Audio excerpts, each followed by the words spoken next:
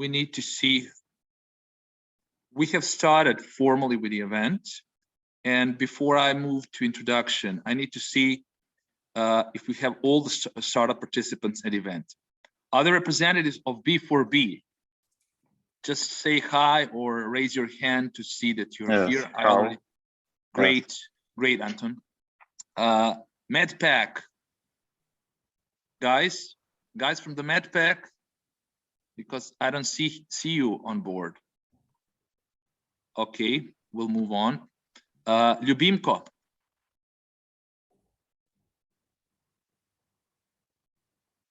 Okay, they're not here. Press room. Pete. Yeah, pleasure to be here. I'm here. Great to have you on board, Pete. Spectra. Here. I hear you, Anna, and I see you. Thank you. Meta Nemesis, Vato. Here. Great. But I'm Chotne, Vato is not here.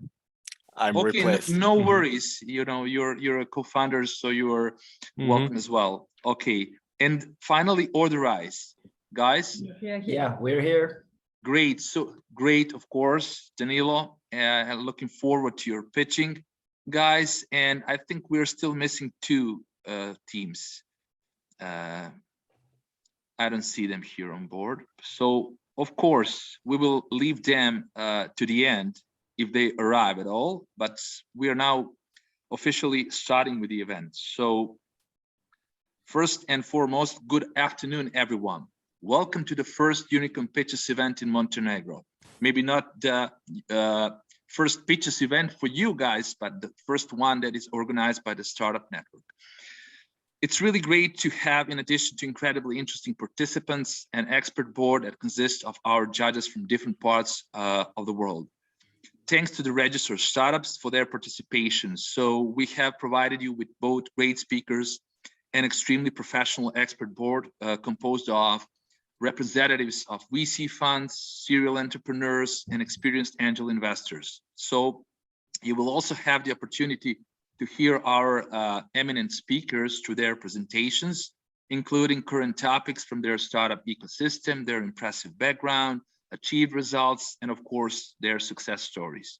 So in addition to the Startup Network as the main organizer of the event, and generally of all Unicorn events globally, this event is co-organized by the Serbian Management Association and Impact Institute from Montenegro. So our first co-organizer, which I represent as their current CEO for the period of 2017 till the end of 2022, is Serbian Management Association, which is a non-profit society founded 3 decades ago, consisting of successful domestic serial entrepreneurs, both from Serbia and abroad. Senior executives, successful managers, eminent university professors, and of course, experts in management and economics, law, and computer science, as well as others who have had invaluable results in the field of management and entrepreneurship development in general. So in its management practice, Serbian Management Association's members have successfully provided management services in many areas, including tourism, food, construction, investment, and other areas, and have always achieved the required results in the past 30 years. So that would be pretty much of that. I will just give a bit introductory to our second co-organizer, which is Impact Institute from Montenegro, an energetic company that serves startups and business owners who need innovative PR and marketing services, bringing to you a business transformation with innovative solutions. And they also match investors with the new investment opportunities in Montenegro and generally in the region of Southeast Europe. So, Sanja, can you tell us a bit more about your activities in the past 5 years? Yeah, so first of all, thanks for inviting me and actually giving the chance to me to co-host and support you in this new way of bringing startups from Montenegro to some new stage. I'm happy. My name is Sanja Milosavljević. I'm the founder of Impact Institute in Montenegro. I'm expat from Serbia living here successfully and happy to do business in Montenegro. My big idea and what I'm actually doing is that I'm helping the small and medium enterprises, connecting them with the big investors and companies servicing them with marketing, PR, consulting advices, and also empowering female entrepreneurship. That means that all my team is a female organized. And yeah, I'm happy to actually contribute to this. I hope that this is the first kickoff and that it's something that we can work on maybe in September, because summer season in Montenegro bring us in a mood to just be a bit slower than usually. So that's it. I'm looking forward to hear the great ideas of the startups.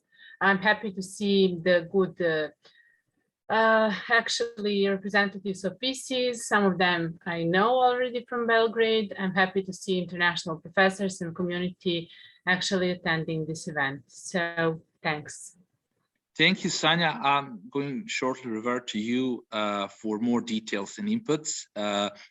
The next speaker whom I invite on this occasion to open a panel of speakers and tell us more about his consulting experience within the region and Montenegro in particular is Professor John Stocker, who is known to the general public as University of Delaware's rock climbing finance professor and entrepreneurship at Lerner College of Business and Economics.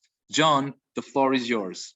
Gajo, thank you very much. I'm going to share my screen here. And as Gajo said, I've been in the region for really a long time. My first trip to Bulgaria was in 1993.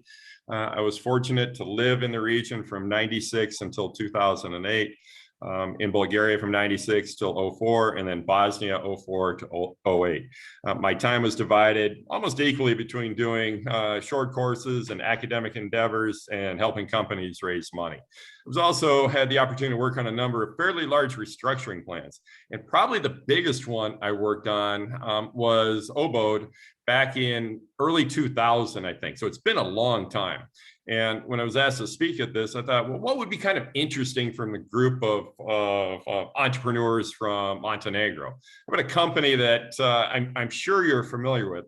Now, to be honest, after I did the restructuring plan, nothing really happened at that time, and I kind of lost track of what was going on with them. OBOD is still open, yes, or at least part of it. Yeah. I think it's open. Sorry, I was just looking for something else. Sanya, can you tell us a bit more about OBOD, since you're down there and probably are more aware about the current situation with OBOD? Well, OBOD, I saw them present on the market. Currently, no activities which I'm aware of.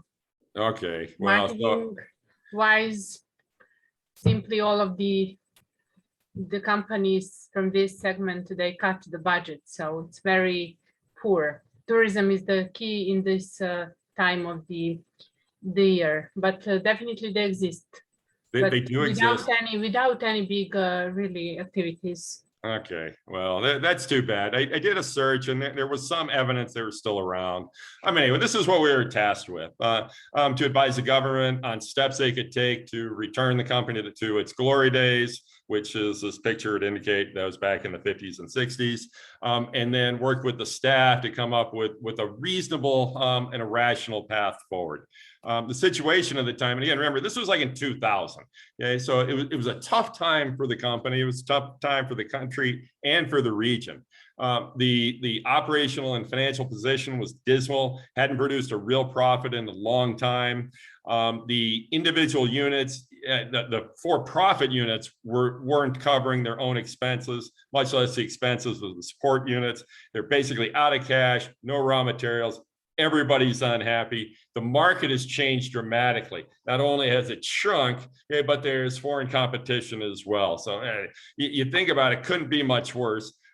My job as part of the team, we brought in, I think, 3 or 4 experts in white goods industry, people that understood the refrigerator business, freezers, washing machines. I was the finance guy. My job was to compile the past financial results and then oversee the development of the forecasts going forward. So anyway, after a few months, I managed to cobble together about 2.5 years worth of data on the results of operations. And you can see on the screen, and this was before the euro. We had the Deutschmark here. Okay, revenue in 97, 63 million Deutschmarks. Half of that in 98, and then for the first 6 months of 99, it was down to 7.3 million. So annualized about 14.5 million.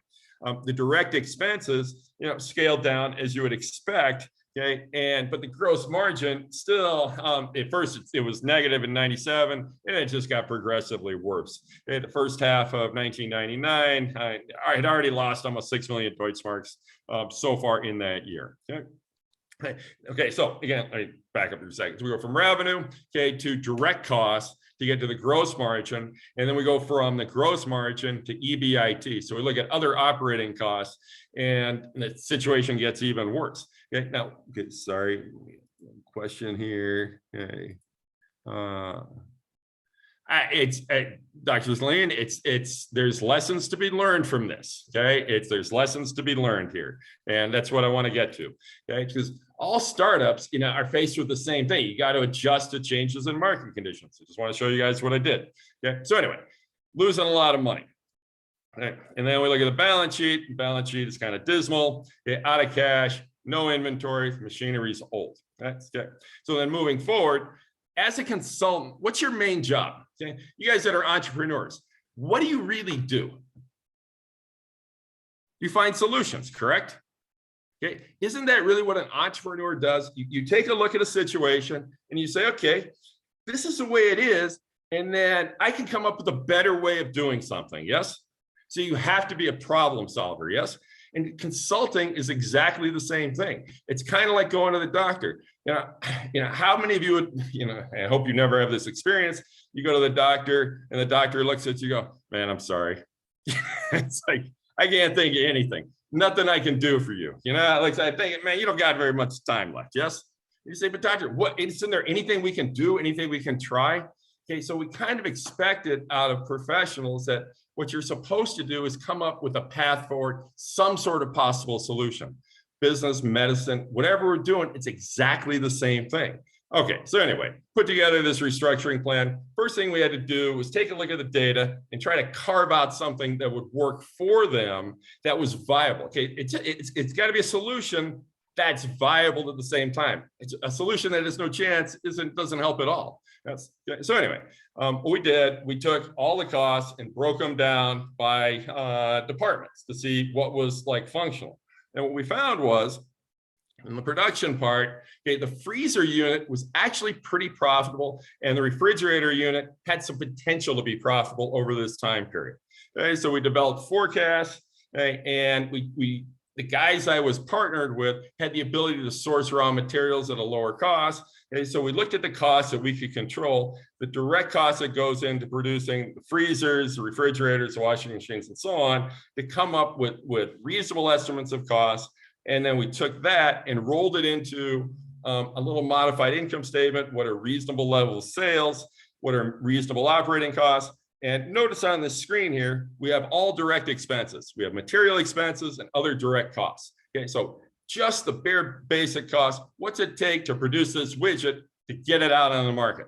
Okay, that operating profit, what it really is like the gross profit, because that's what's left over to cover the other operating expenses they have. That number for a company to be successful has to be what? Can that number be negative and you be successful? No chance, right? Okay, that number has to be positive. You have to cover your operating costs. Otherwise, you're just digging the hole deeper. Yes? Okay. So anyway, did the same thing with the freezer unit. Okay, that one had more potential. Okay, so then our recommendations to the government, okay, clean the facility up, reorganize, divest some of the units that aren't working, open the refrigerator factory first. After 60 days of sales meet expectations, reopen the freezer factory. Right? All right, so a stage step-by-step process. And this was 20 years ago. And so what happened? Okay, at first, not much. Okay, they thanked us, and then they kind of went on to doing things that has always been done. Okay, but in checking, I found that there was some stuff that happened. Okay, this division, Obod Ice, actually spun up, I think, in 2003, 2004. Right, so the wheels turn slowly, but they eventually turn. So at least at some point, some part of that was spun up and allowed to operate again. And then over the years, I think some things were tried, some things failed, didn't work. Okay. Back in 2012, there was this new Obod, somebody had proposed. I don't know what happened to that. I couldn't find any other information on it. And then most recently, there's this Canadian group I found in 2020 that tried to that lease a facility to produce CBD. Yes. Okay. Now, who would have ever thought a company that makes washing machines would become a CBD factory? Hey, that's the world we live in. You know, you got resources, you got to figure out what to do with them. You got to figure out what the market wants. Yes. Okay. So there's two lessons for this. Number one, the market is always changing. If you're looking backwards, you entrepreneurs out there, imagine you get funding on this and then you get your business up and running and it's working. Is it time for you just to kind of kick back and cruise and spend your summers just kind of hanging out on the Adriatic and just drinking beer all day, sleeping till 10, just, enjoying life? Yes? No? Okay. See, one guy shaking and said, absolutely not. You have to fight every day to stay in the market and stay relevant, because if you're successful, then what's going to happen? Other people are going to want to have a piece of that success. Yes? Absolutely, John. Okay. Absolutely. Okay. Do you guys think Elon Musk, sleeps well at night? Richest guy in the world. Yes? Definitely not. Okay. I don't think there's any way, again, a lot of success. You got a lot of people that think the guy is just a charlatan. You got other people think he's the next coming. I think he's a pretty bright guy with a tremendous, business instinct. And, I wasn't a fan of Tesla until I actually sat in one of their cars. And I haven't, it's been a long time since I've been to Montenegro, and I'm sure you guys have them out there. I know in Bulgaria, I've seen, I just on this trip 4 or 5 of these things. They're a cool car. And so what sells that car is just the experience of sitting in that thing and driving it. So, okay, I can see the appeal of this. Okay, so that ultimately, if you're an entrepreneur, you got to produce a product that gives the customer that kind of feeling. Yes, but has it been easy for Elon? No, absolutely not. 3 or 4 years ago, maybe 5 years ago, he was within months, maybe a month of bankruptcy. He had problems with the SEC in the United States. And even now, he's faced with a lot of competition from other car manufacturers. Ford just created an electric truck. That's a pretty cool vehicle. Yes. Okay. So that competition isn't going to go away. As Tesla expands, his competitors are not going to sit on the sidelines and, man, Elon, you're the guy. We can't touch you. We're just going to bow down to you. Absolutely won't happen. Okay. Whatever success he has today, it's going to take twice as much effort to keep it going tomorrow. Absolutely. Okay. All right. So you guys want to be successful. That's what you got to do. You got to get up early, stay up late, and actually fight for it. Nobody's going to give it to you. You guys know that already. Grew up in this region here. Okay. Number 2, know your audience. Hey, I think, this is really important as you're going through the process of trying to raise money and form strategic and practical alliances with those that you need to help you be successful. I think part of the reason why our proposal wasn't fully acted on when we submitted it back in 2000 was because the objective of the government was slightly different than what we had envisioned. We said, okay, you want it to be profitable? We can carve out a path to make it profitable, at least part of it. And what they really wanted, I think, was a way to keep the entire facility operating and keep everybody employed. Okay, right or wrong, doesn't matter. It's not my place to say if this was the right objective. And it's just, but I know looking backwards on that, I think if I'd have paid a little bit more attention to that, then maybe we would have structured our approach slightly differently. I don't think it would have changed the outcome at all, but to really get buy-in for what you guys are doing, you have to understand what the person in front of you wants. Understand? Okay. And it's not just to see you successful. I mean, that's like a byproduct of it. Everybody you deal with is going to say, okay, man, what's in it for me? And you guys already know this. So that's what you got to lead with. All right. So that's the extent of my presentation. Gajo's got my contact information. If you guys ever have any questions, you want some help with your financials, I'm more than happy to spend some time with you. Better in person, but probably on Zoom. So. Thank you very much, John, for your detailed insights and your valuable comments and encouragement before this event. I think that almost every participant is going and will find it valuable. So looking forward to your comments through pitching, and we are moving to the next judge.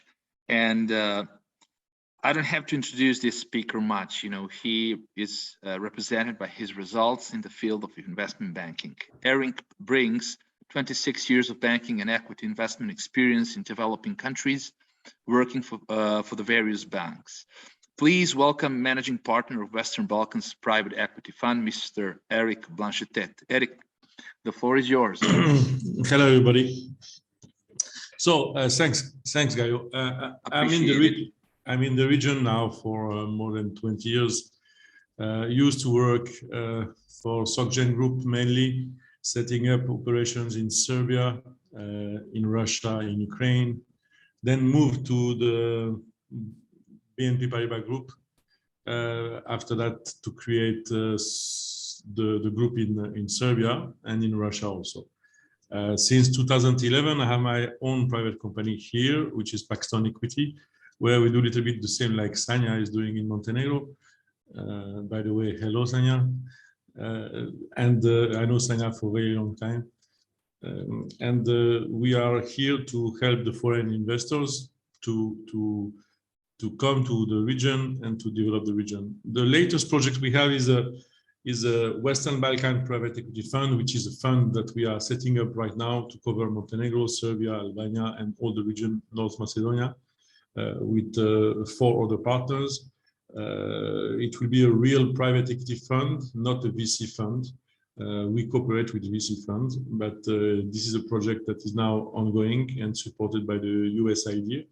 And we are now in the phase of raising money to launch it, I would say, by the end of this year. We are also running some medtech project here in Serbia, but okay, it's something that is also new, but we have a lot of activities in those fields. So this is what I can say till now. Thank you very much for your contribution, and I'm glad to have you here on our event. Also, Eric will stay to judge your pitches and to support within the process. So feel free to connect with Eric through chat or LinkedIn and continue, or move on from that. So I think that we have two more speakers. Nevertheless, they have opted out in the last second, but I will tell who they are.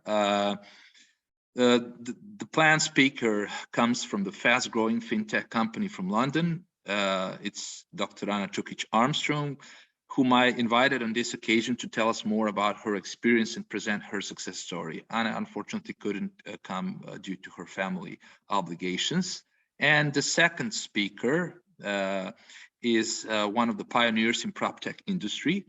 He is a serial entrepreneur in property and prop tech and is known as an expatriate to Malaysia from Italy since 1998. He currently serves as the group CEO and is a co-founder of strategic marketing consultancy firm Ray Group of companies and prop tech startup Propanami.com.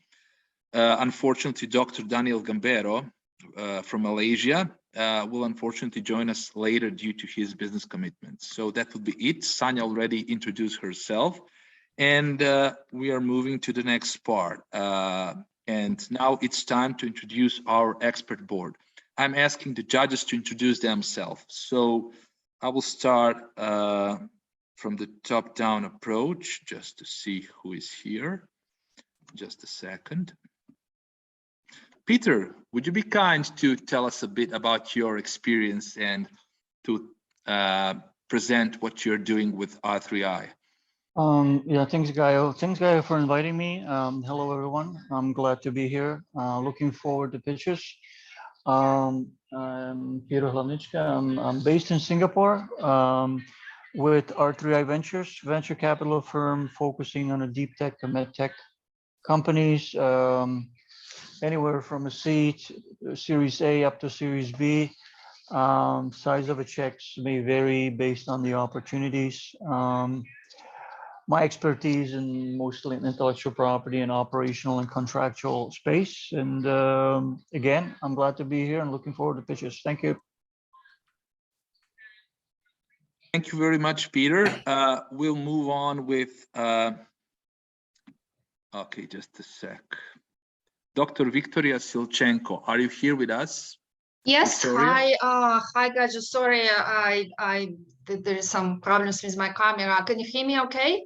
I hear you sounding well. No Okay, worries okay, about cool. that. Okay. The input is the most important thing here, to hear your No, voice. no, I and hate to what- be, I hate to be with camera off, but it just is like one of these, days, I guess. Well, thank you so much again for inviting me. I'm based in California, Los Angeles, originally from Russia. Have been, living and working in the United States since long enough to be losing this lovely accent. It didn't happen since actually the year of 2000. Oh my God. So I'm an economist by basically background. Used to work with famous Dr. Arthur Laffer in his San Diego office. He is, if there are any economists here, you probably heard his theory of income, flat income tax. Then I moved to Los Angeles, was working with Michael Milken, the king of, we didn't want to call him king of junk bonds. We calling him king of high yield bonds. So in the same time, I started my own consulting company and working for the past 10 years, pretty heavily in a startup community in South California and around the world, Metropole Capital Group. And again, happy to connect with everyone on LinkedIn and Facebook. We work with pre-revenue companies and companies that are looking basically mostly in angel investors or micro VCs. I'm also an expert in crowdfunding. I was one of the first people in the United States that was putting together all types of educational events and seminars on crowdfunding, particularly equity crowdfunding. So if you Google me, you can read a bunch of articles. And finally, I'm happy to report that I published my very first book, 500 pages, baby, Race and Rise, everything that you need to know about raising startup capital, which means that it's not just venture capital or angel capitals. I'm talking about crowdfunding, all type of crowdfunding, royalty financing, and even blockchain-based tools. So highly recommend. And thank you so much again. Really happy to be here, and hopefully will be useful for exciting companies.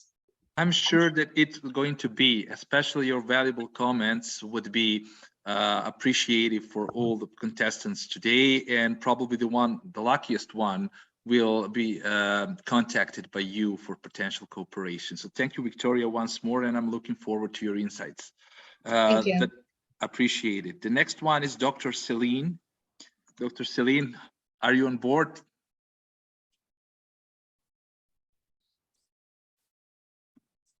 Just a second, because I see her, but I don't hear her. Dr. Celine, no worries, we are going to move to the next one. Belinda, are you here? Miss Belinda Wong? Great to have you here. Yeah, nice to see you. Nice to see you. Yeah. Greetings from Belgrade to Hong Kong. How's time there? We have a typhoon. Going to have a number 3 tonight, but everything should be fine. Let me introduce myself. I'm an author writing technical books on Hong Kong Company Secretary's Practice Manual. And my expertise is in company formation and corporate compliance. I also manage the South China Club platform in Hong Kong.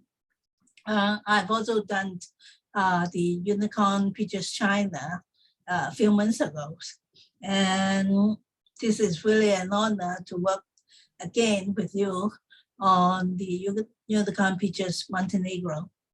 that's about it. And I look Thank you. forward. Yeah, thank you. I'm looking forward to your insights as well.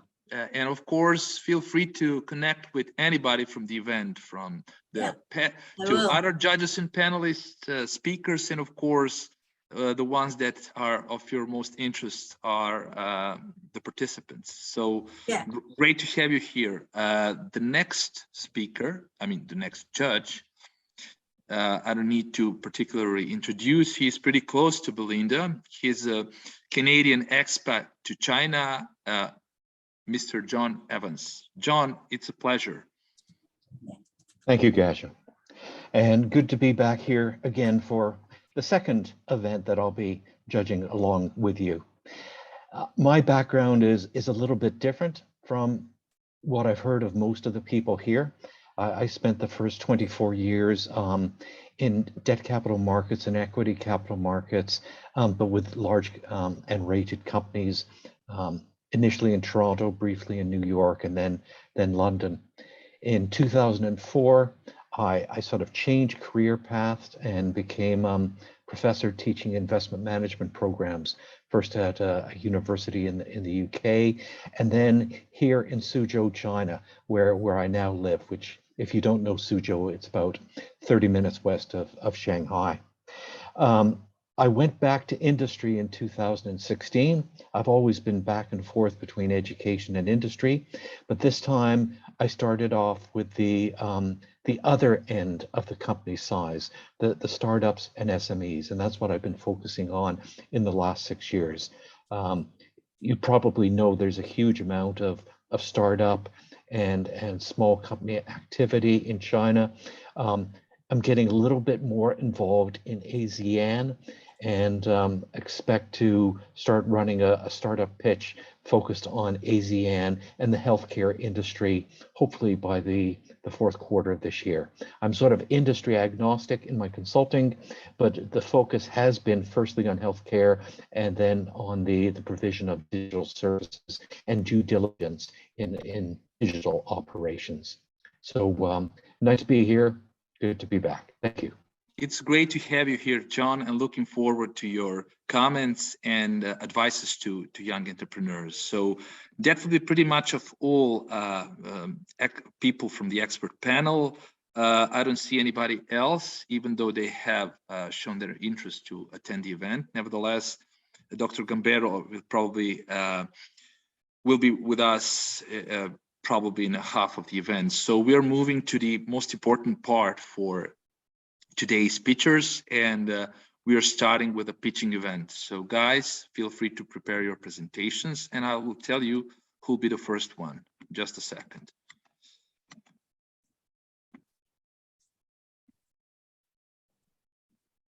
Okay, we are starting with a B4B. Are you ready, guys? Yes. Okay. You should. Do you have a PowerPoint or PDF? And you just share it. The best way is to put it in the full screen mode so that everybody can see it well. Yeah, of course. Sorry. Great. You can start with your pitch from now. Okay, 1 second. So I'll give you a second. I mean, if you're not ready, so take your time. Yes. I can start. Hello, my name is Anton. I'm co-founder of B4B, influencer marketing platform with reputation-based rewards. Global influencer market grow very fast, and more than 80% of Web3 companies use influencer marketing as primary ad channel. But working with influencers is so very difficult and need up to 3 months to find suitable influencer and start to work with him.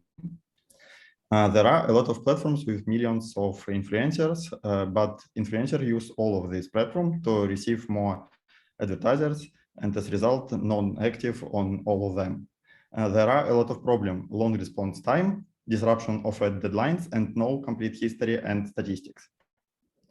B4B invite influencers to be shareholders of the platform with additional rewards in the proportion of their value. As a result, influencers receive ad charge from brands for ads integrations, And in addition, rating B2B points on the platform based on speed, on-time campaign, and the quality of ads. And in addition, rewards based on rating and turnover of the platform. As a result, brands receive one-click booking on the date and high-quality ads on time. How it works? Brands choose influencers, check the profile, book the day, pay.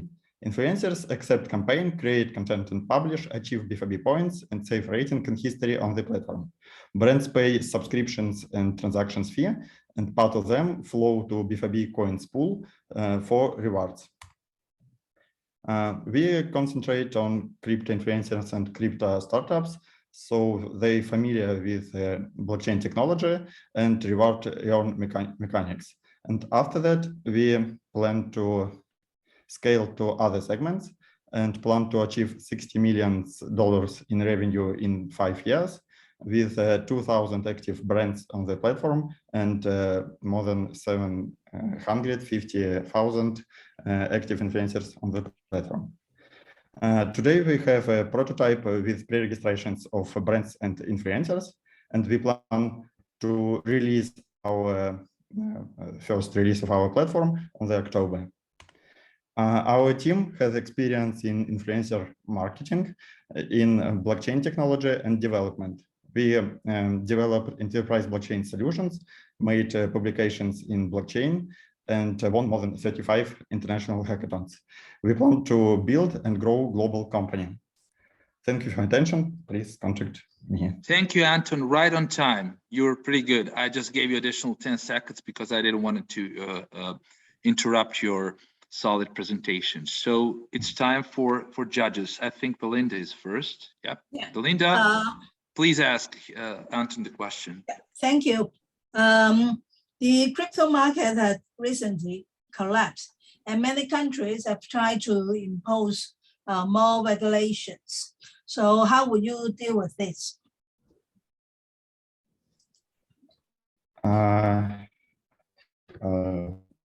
That market grow. So yeah. I think that we concentrate first of all on crypto market. So it is many influencers and startups grow on this market. But after that, we can grow on other segments and on other markets with influencer marketing. Okay, do we have other judges who are going to ask? John? Just one quick question. You went through the presentation very fast. Sounds very interesting. Explain just briefly how you make money. Yes, we make money from brands. So they pay a subscriptions fee to receive a database from influencers, which then they can start work and book the free date from influencer. And also we take a transactions fee, but transactions fee we place to B2B pool to stimulate influencers on our platform. And subscriptions fee, we can change the part of subscriptions fee which we take from revenue. If we want to grow, all of this subscriptions fee we go to pool to stimulate more influencers. But later we can change the model and receive more subscriptions fee as a revenue. Thank you. Any other judge? Okay, if not, I'm going to ask. Well, I have one question, really quick, if that's okay. So, do you guys have any current customers? What is the current situation? How many users you have? Have you done any? Is there an MVP at this point? Yeah. Like something, is there something tangible, or you're still on the idea stage? Yes, today we have customers. It is 8 companies it is especially crypto startups, and we made the ad integration with influencers around the world. Especially it is Brazil, USA, and Europe, and we worked with them and received positive from them. And also we worked around more than 300 influencers. And today we have the MVP. It is for influencer. It is platform for influencers, especially mobile app with main functions. It's calendar and accept the ad integrations. And it's for business. It is database to search for influencers and start to work with them. It's a first stage MVP, I think. We plan to scale it, prepare for users in 3 months. So how many users again you have at this point? Yes, 300 influencers and 8 brands. Okay. And you're getting, as you said, what is the feedback? They like it, especially crypto influencers and crypto startups like to use this. So you have right now 820. So what is your? Do you have a financial plan? What are the projections? Let's say in a year, what would be? What do you? How many people do you target? Users. Yes. Okay, we plan to scale our solutions and find for a year, we plan to find 50 brands on the platform with around $10,000 in a monthly budget. And we can I additionally ask, what's your total revenue so far, aside of your monthly average of $20,000? Can you tell us how far you have earned so far, even though you're a prototype and not fully operating business? Yes, today we had revenue in $20,000 and $30,000 in January and February, but it not was with this platform. It was as a service company, which we find to search suitable influencers and for suitable brands. Thank you very much. And I'm sorry, Victoria, for interrupting. I just wanted to have a more comprehensive answer from him. So this was just my addition to it. So, and you guys are located in Montenegro, right? Yes.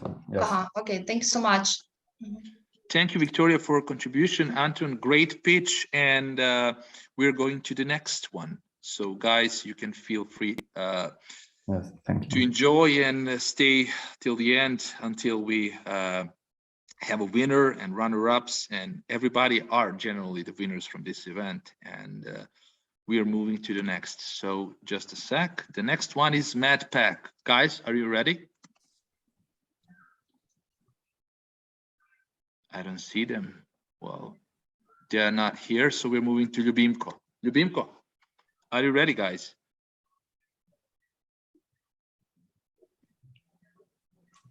They don't hear. Ask to unmute. I'll send them just to unmute them because they are here, but they are not present. Ljubimko, hello, Yeah, are you here, guys? Yeah, I'm here. Okay, the second picture is not available at the moment, but we are moving on with you guys. So do you have a presentation with yourself? I can present my startup idea. It's so you're going to do it verbally. I mean, oral presentation without any support of PDF or PowerPoint. Yes. Okay. Yes. So can we see you, or is it just a voice presentation? Okay. In a second, you will see me. Okay, no worries.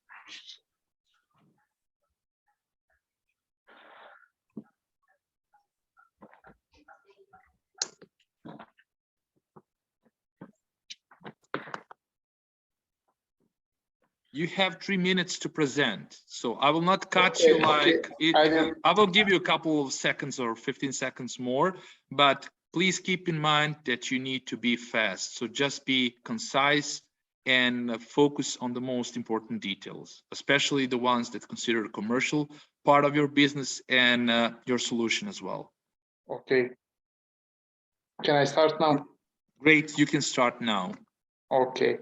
Ljubimko is a pet-friendly platform which provides all the services that are needed for the pets and, for example, food for the animals on the farm. So basically, it has a few functions. First function is to provide accommodation for the pets. So is functioning something like booking it and Airbnb just for the pets. So if you have the pet and you need to go somewhere on the vacation, you can find on the platform accommodation for your pet. You can see the person which will provide the service of accommodation, the price, and the recension of that person and the services that he is providing. Also, there will be a food which will be delivered to the home address for the pets, also for some animals that are on the farm. So if you have, for example, the cow or some other animal on your farm, you can order the food and it will be delivered to your home address. So that is the most concise.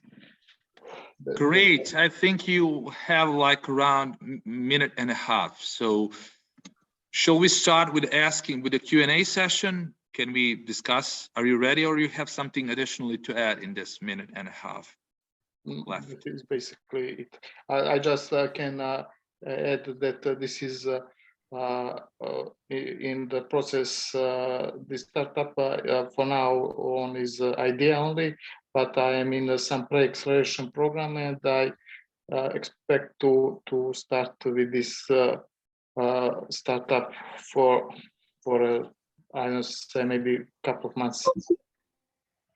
We have a first question. John Evans is the judge who's going to ask you. Ready? Okay. Yes, John, thank you. the floor is yours. I have a few very short questions because it sounds like there's a lot of physical interaction required to at least support this activity. First question is, what is the geographic focus of what you're doing?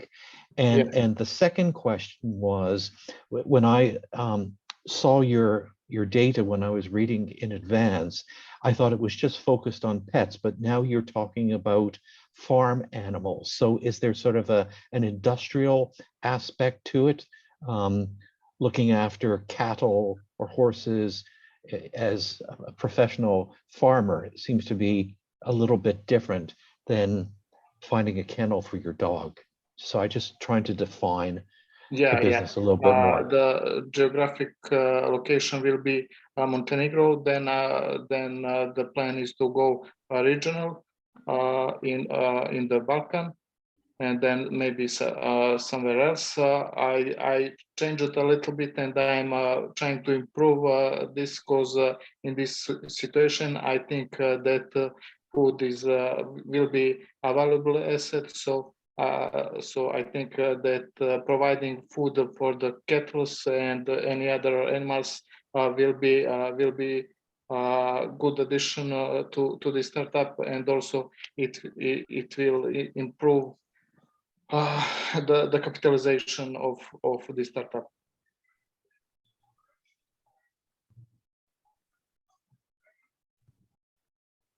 Belinda, are you there? Do you have a question for Unicorn? Yes. Great. Feel free to ask.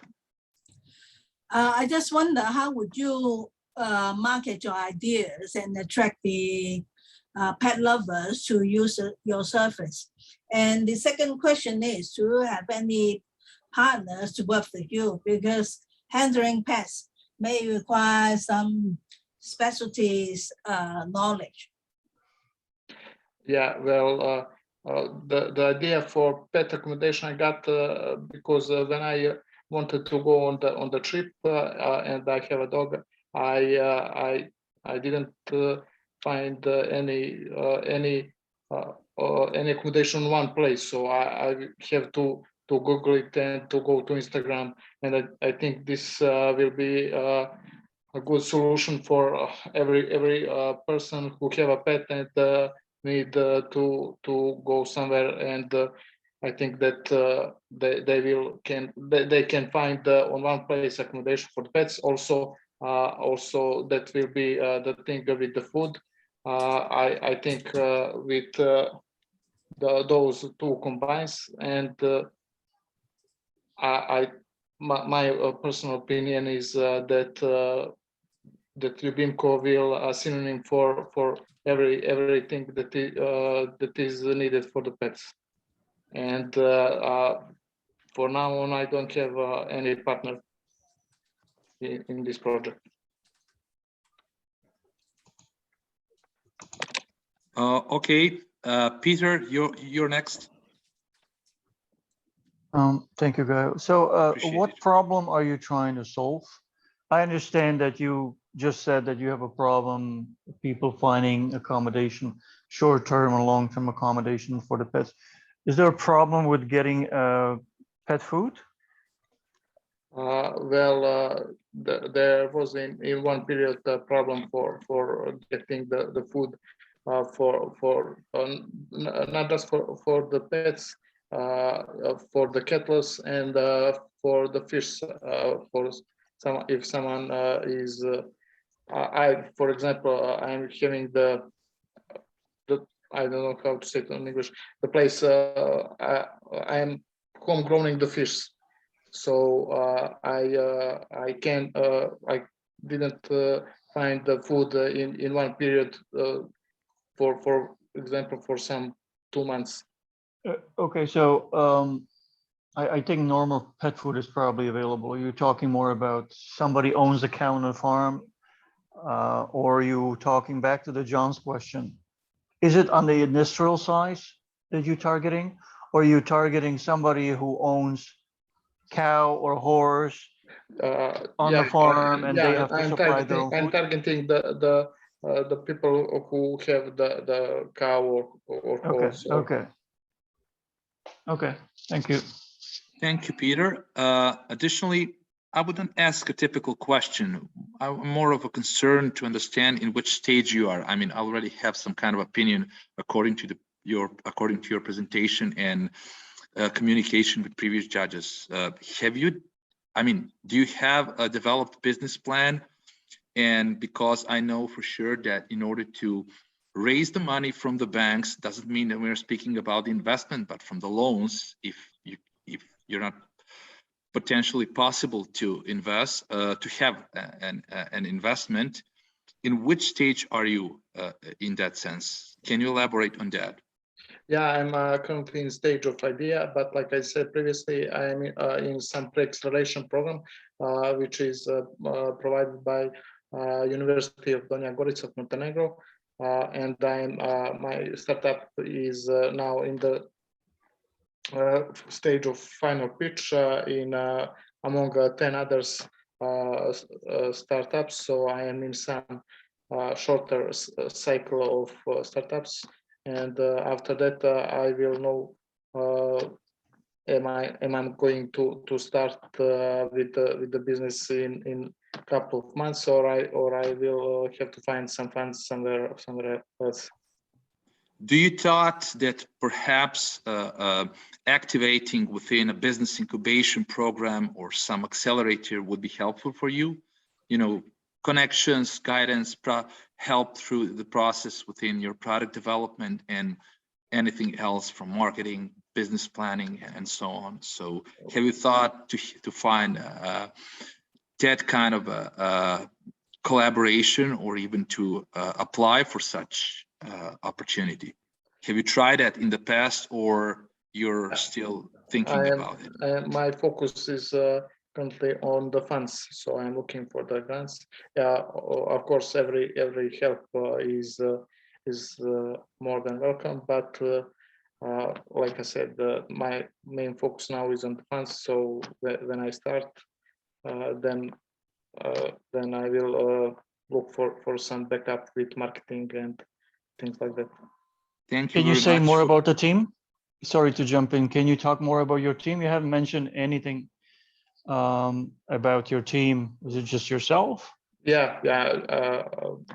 For now on, it's just me. Okay, thank you. Thank you, Peter, for your contribution. Thank you, Belinda. Thank you, John. And thank you, Ljubimko, for your honest presentation. My suggestion would be to next time when you pitch, try to prepare a short PowerPoint PDF presentation, because it will be more helpful. Because sometimes, even though we understand what you're speaking, but it's much more easier to see the numbers, see the path, the roadmap that you have. So I wish you all the best in your future endeavor, and use this opportunity to connect with judges and speakers to help you within your idea stage development. So we are moving on to the. Okay, thank you for your suggestions. Appreciate it. Thank you. So we are moving to the next one. I think that press room needs to feel a bit pressure. Pete, are you here? I'm here indeed, and it's really pleasure to be here. Let's just share my screen. Absolutely. I'll give you time, like 15-20 seconds to prepare yourself. Try to put it in the full mode, because it's much easier for us to follow what you're going to speak. I have to change my system preferences stupidly. Let me. No worries. I haven't started with your time, so we have time to prepare, as we still don't have the last startup. No worries. So tell me when you're ready, and I will start measuring your time. Okay, let me just go back. Hopefully it should work now. Okay. Right. No worries.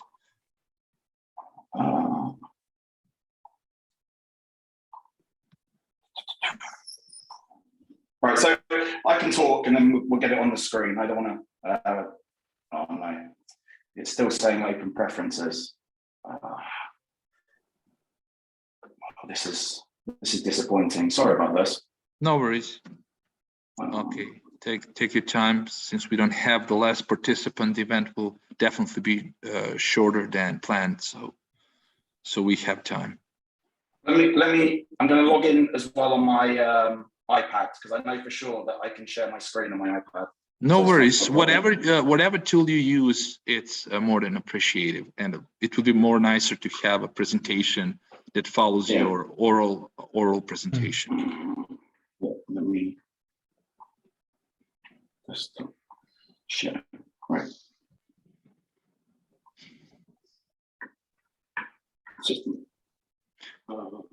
Right.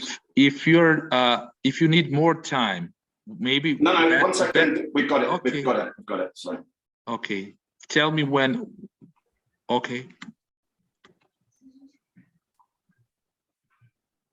It wants me to quit and leave. You might want to let someone else do it. I think it's the better. So we are going to other. No worries. You'll be on the track after this one. So we are calling Spectro. Anna and the guys, are you ready? Yes, we are. Let me just share my screen. Great to have you here. I'm looking forward to your pitching. Just don't hurry. Just take your time and prepare yourself. You're probably armed with a lot of confidence for this one. Am I right? I'm sure. Great. Looking forward. So I will just use. Okay, just a second. We haven't started yet. Just to put timer on. Second. Ready? Yep, we are ready. You can start. Okay. Hi, we are Spectro. We are Intelligent Fire Detection Service. This is where we live, this is where we shop, and this is where we enjoy. We are spending our time in unsafe and unprotected areas where this can happen at any moment. You have all witnessed how devastating fires can be. If these areas are not properly protected from fire, everything can easily turn to ashes. And we are preventing this from happening. What you tried before about solving this problem has taken you to slow detection issues, hardware-heavy solutions, and avoiding your existing infrastructure of being used properly.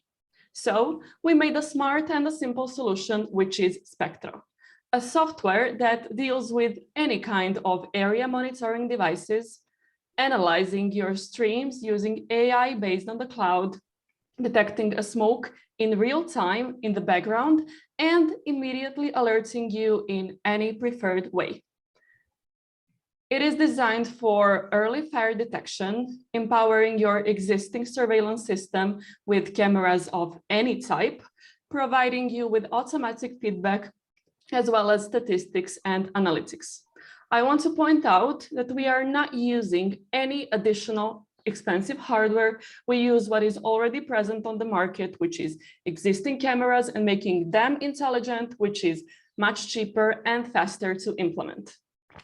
If you're wondering, yes, there is enough space for us on the market because with solving this problem, we are entering the fast-growing smoke detection market.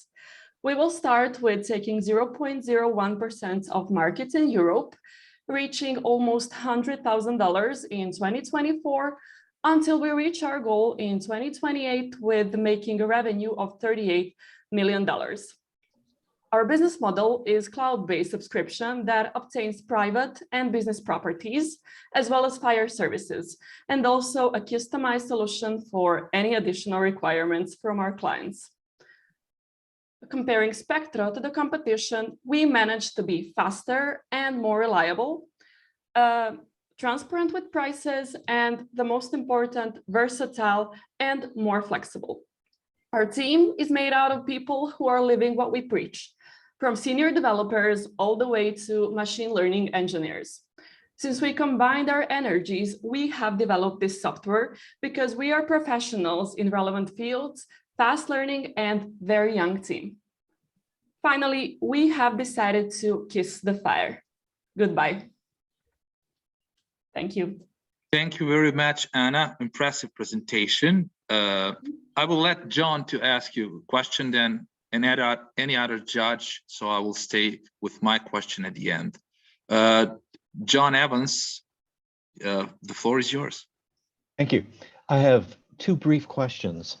The first one is this sort of a portable standalone device that's monitored by the buyer, or is there the potential for this service to be connected to the public services directly, like the fire department and some broader response? That's my first question. The second question was, I saw the pricing and different numbers of cameras, but are you just providing the software and therefore the buyer needs to buy the hardware, or are you providing the hardware as a fully bundled package? Those are my two questions.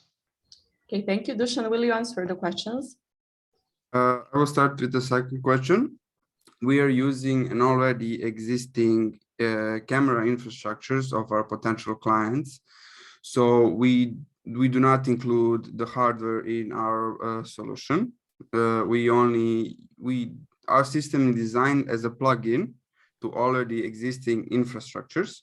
So for example, if let's say a government has an area covered with cameras, giving us access to those cameras and connecting them to our system is essentially enabling our system to work for those cameras and making them smart cameras. That's the second question.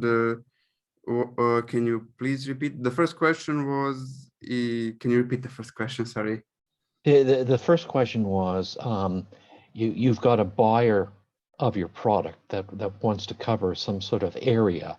Presumably it's a private company, maybe a private individual wants to cover their home.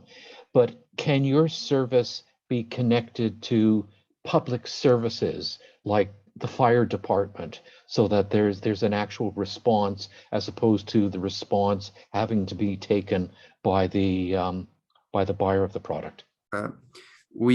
That's up to the client. We can implement an instant notification of a fire department, but as we say, sometimes the false positives can happen. So we need to come to a threshold together. So for example, if a client doesn't respond to, let's say, 10 minutes of alarming, we can then, if the client agrees to this, we can then immediately notify the fire department.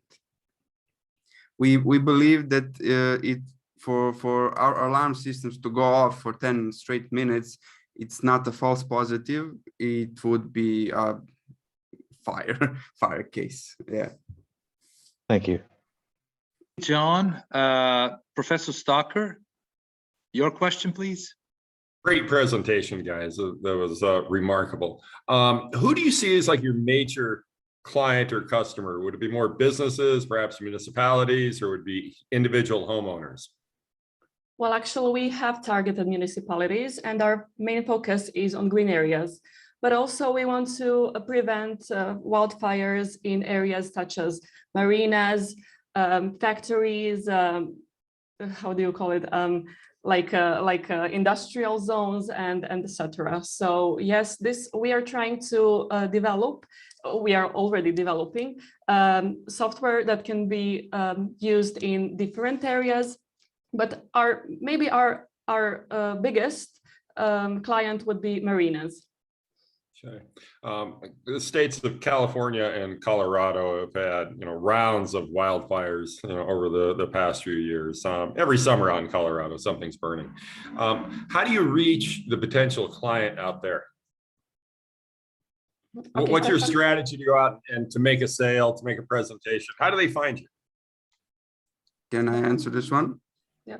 Like we planned to do the straight guerrilla marketing, just straight up calling people and asking if they need our solution, if they need our product.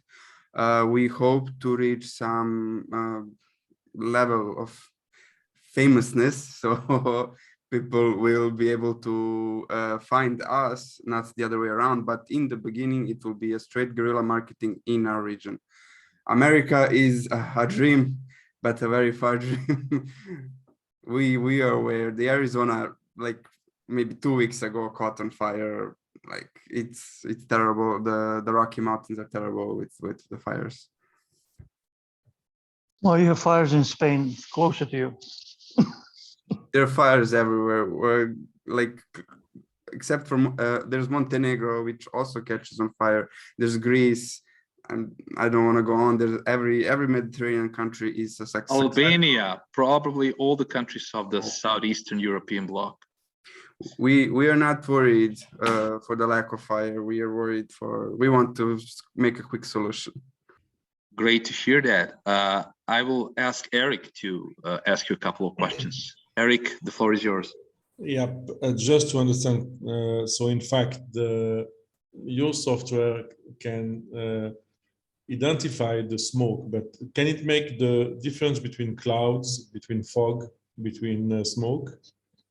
Yes, I would go back to this video, and as you can see, as you can see, the weather conditions are very bad, and there is a lot of fog and clouds. And yes, it can detect only fire, and we are working hard on developing a machine learning model for this to detect only a smoke. But yes, there will be sometimes maybe like false positive triggers, but we are developing the network, the machine learning network. So in the future time, it will become more and more reliable because it is the artificial intelligence. Understood. Does it exist already? Is there something similar on the market or not?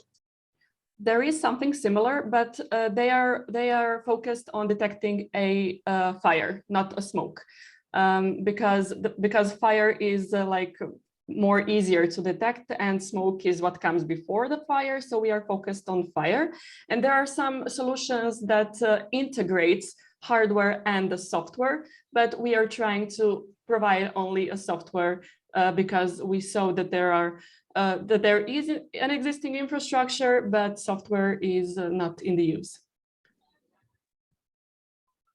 Okay, thanks.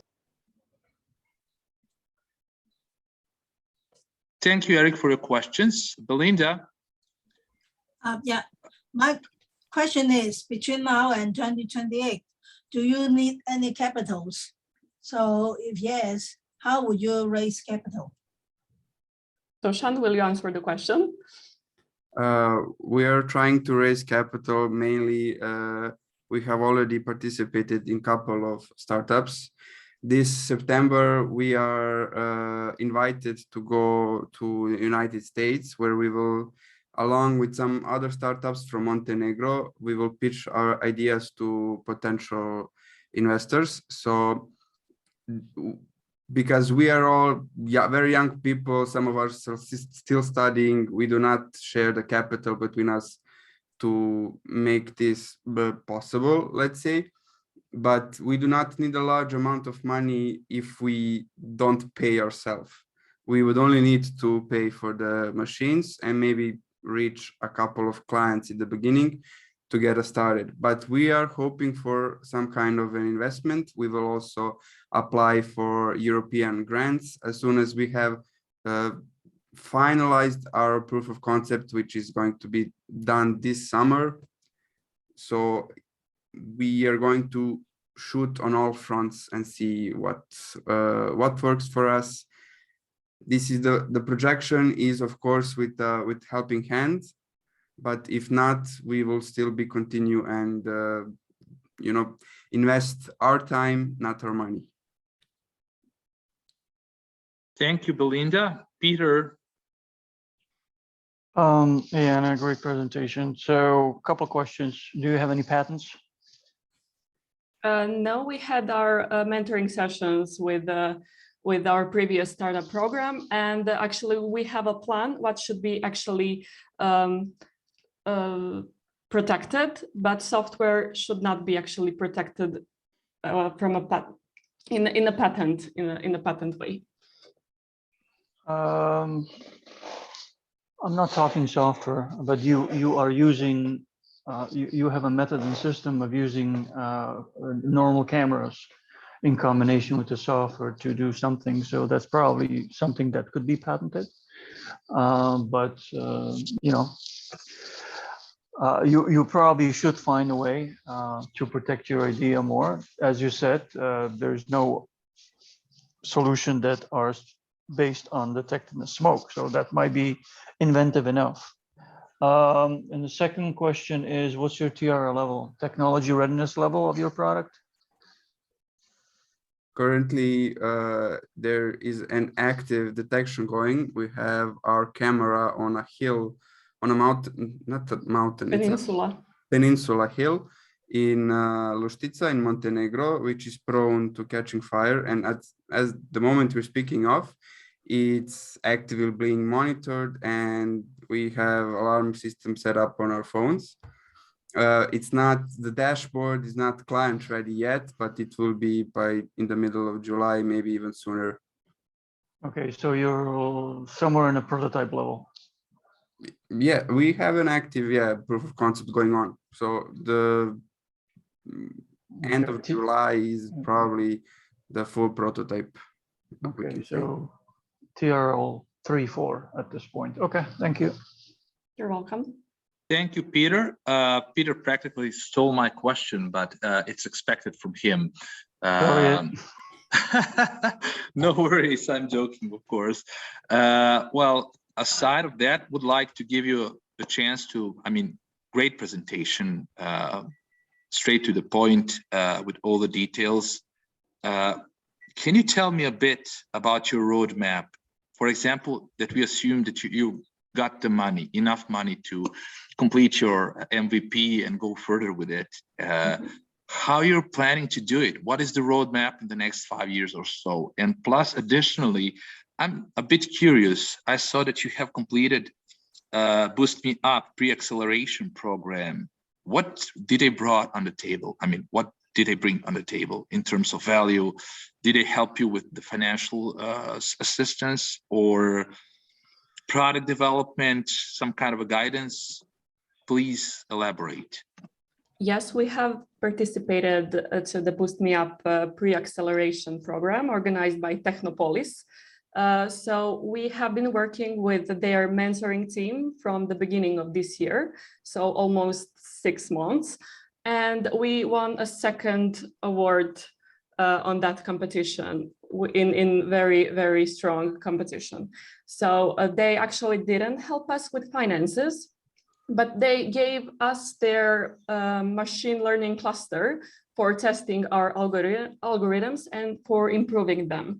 And there on the event have been many of Montenegrin stakeholders that are willing to help us with promotion and etc.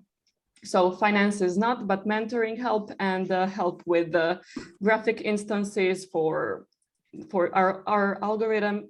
They gave us that actually, as well as the award for going to the USA, because it was like part of the second award we gained from them, and we are willing to go to the USA in the October in this year.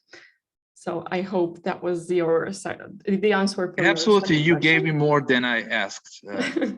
Great presentation from both of you, and I'm looking forward to interaction after the event. So guys, please use this medium, connect with the judges and panelists, and try to use that connection for expanding your business and of course developing your MVP. So looking forward to interaction, and thank you, Anna, once more, and Stefan.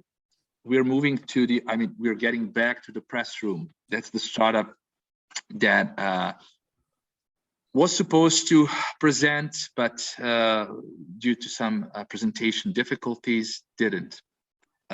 Pete, are you ready now for your 3-minute presentation? Do you hear me? Probably he's Pete. Okay, I will do this for him. Great. I hear you and I see you, and I unmuted you, so don't worry about it. Can you see my screen? No? I see. Have you put it in full screen mode? I see it, yes. But okay, great. Just a second to. Okay, you can start. Perfect. Thank you. So sorry about before. No worries. Technical issues on there, but so my name's Pete King. I'm one of the co-founders, or one of the founders of Pressroom.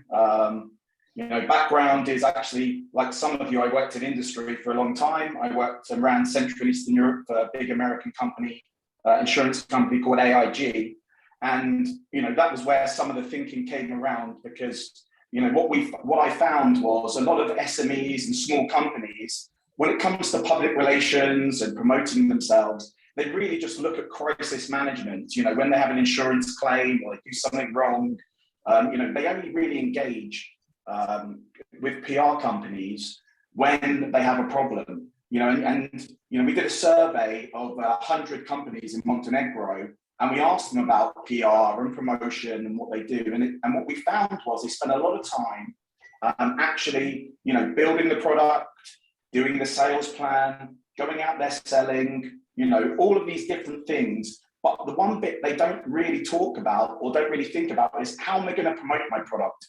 How can I get it out there? You know, and people use social media and digital marketing, and that's good. But there's, you know, in the startup community and SMEs, there's not such a understanding of the benefits of using the media, and also questions of, how do I actually get to a media contact? How do I get my idea to a journalist so they can write about it in the paper, or to a TV station so I get a chance to interview? And little do they know that journalists and the media are always looking for good ideas, news stories that they can put out there. So that's really why press rooms come about. So what it is, it's an SAS-based model where someone has access. So we've got has access to the application and the website.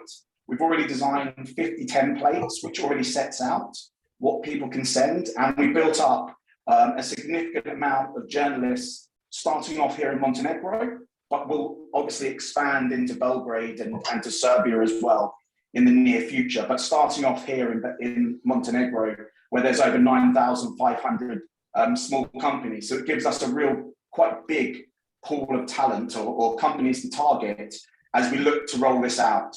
So the benefit we bring is we digitalize the PR process, we simplify it with our templates, you know, we provide understanding through the app and the website, which tells people about the benefits of having a good public relations and promotion as well. So all of that and that learning, and then, you know, as we talk about the financials, obviously the most important part. So we offer both a monthly model and a yearly subscription. So for the monthly side of things, it's €300 a month. And for a yearly base, it's €3,000 a year. So, you know, provides that discount, etc. At the moment, we're in proof of concept stage, but this was such a good opportunity to talk about Press Room. And it's one of the first groups of people we've shared this idea with, or what we're doing with, and we're going to go live in September. And we already have some clients that are interested in signing up who already use PR. And as you can see from the team, we have journalists, people who've got marketing expertise, senior PR experts in there, software and IT people already. So a really solid team based in Montenegro as well.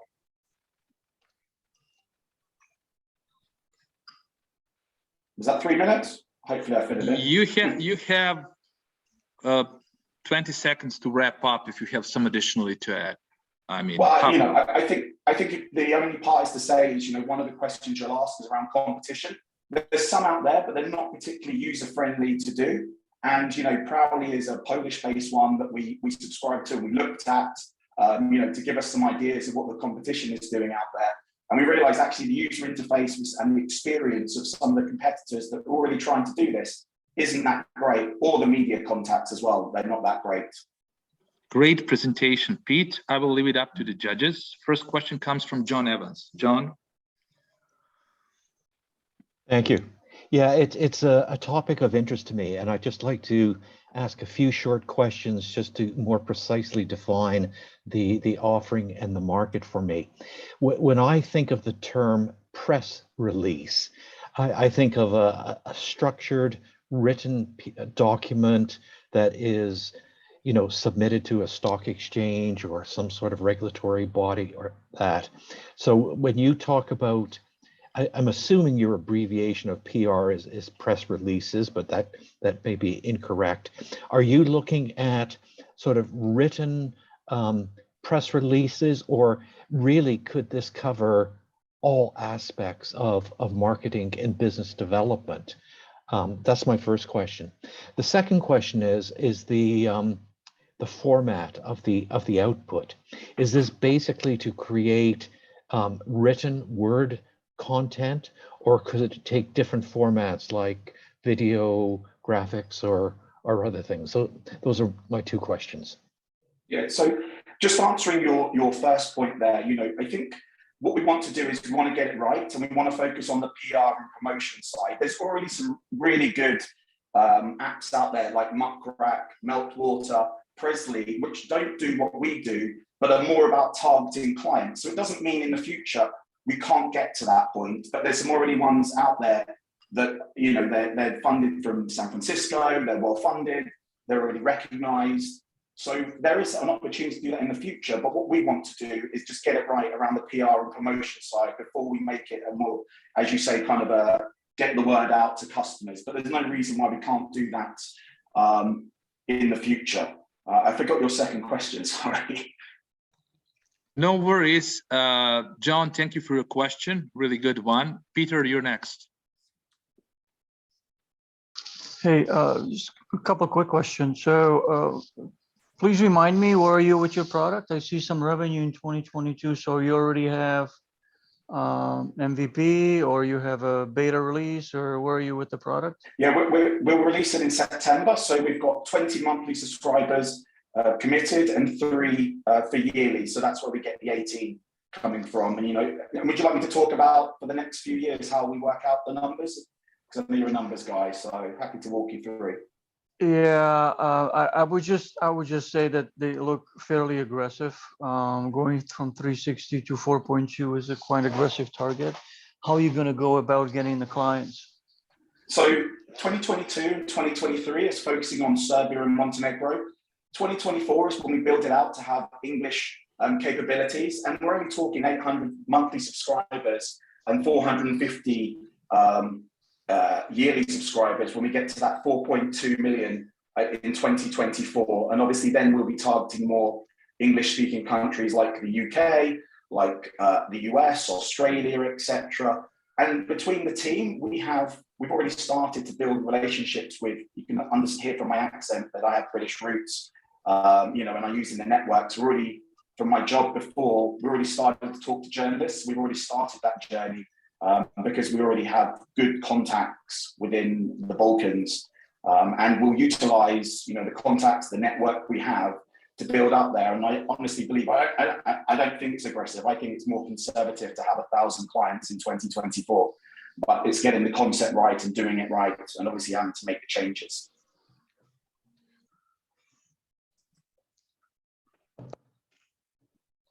Thank you, Peter. Victoria. Yeah, well, it's probably not a question, but you know, some thoughts. Number one, there's definitely a need, a desperate need for being visible and you know, being heard. I've had before pandemic, I've had my conference business for almost 7 years, and my weakest link was basically PR and digital marketing, and I know, you know, quite well the struggle. So I like the presentation, and again the idea, and obviously subscription based products always attractive to investors. However, quite frankly, I have some doubts in terms of the delivery. So you said that you have, you know, connections and, you know, lists of journalists and so on. So what I've been learning, basically, you know, doing my business, and I have a few friends who are journalists. You know, journalists these days are literally not opening emails, you know, that come from, you know, sources they don't know. That's what I was told, because I remember we had lists of, you know, journalists and all media outlets, and we literally had almost like zero, you know, opening rate. So again, not to discourage you, this is a great problem, and if you guys can solve it. I also know that there are quite a few, at least in the United States, there are quite a few companies that doing something quite similar, and we tried a few of them, and we never really had you know, the impact that we wanted to. So basically, from again my own experience and observation, that the way to basically, you know, do PR these days is, you know, obviously through digital marketing and influencers. In fact, I think there are quite a few books and articles with something like PR is dead these days. You know, obviously press releases, yeah, it's good, but quite frankly, it's also no one really reads them, you know, these days, because we live in the world where everyone is publisher. So it's definitely the whole new game. But again, good luck. I would love to you know, to see how you guys are doing, and who knows, we might become customers one day as well. Yeah, so Victoria, I wonder if I could just have a moment just to address some of your concerns. I mean, one of the reasons we love Montenegro, because there's only 600,000 people, and we know all the journalists personally across the team. And around in PR, when you can also, you know, with journalists as well, there's also a way we're looking at to pay them when they do the articles as well. So that's something we're looking at to make sure that they do look around that. And also importantly is the onboarding of clients, to make sure, and that's why we've done the templates, to make them interesting, get them eye-catching, etc. You know, of course, we're going to have the problems you raised when we move to the UK and to the US, etc. And that's why we realize we can't build those relationships overnight, and we've already started the conversations around it. But we recognize that you're absolutely right. You know, it is a problem, but we think in our test market, it's something that's going to be solvable.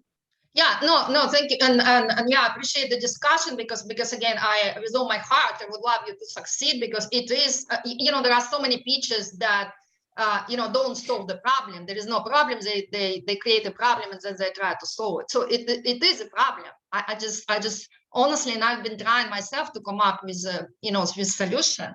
So yeah, and by the way, to your point, the only journalists that were responding is basically journalists who knew me personally, or like my team.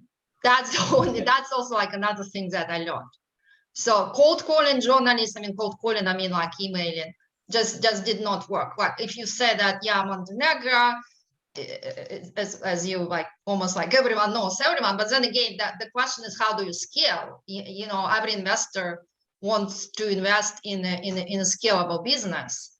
So if you say that, oh, we will be great in Montenegro, but you know, can you implement something like that in a larger marketplace? That's also the question. Pete?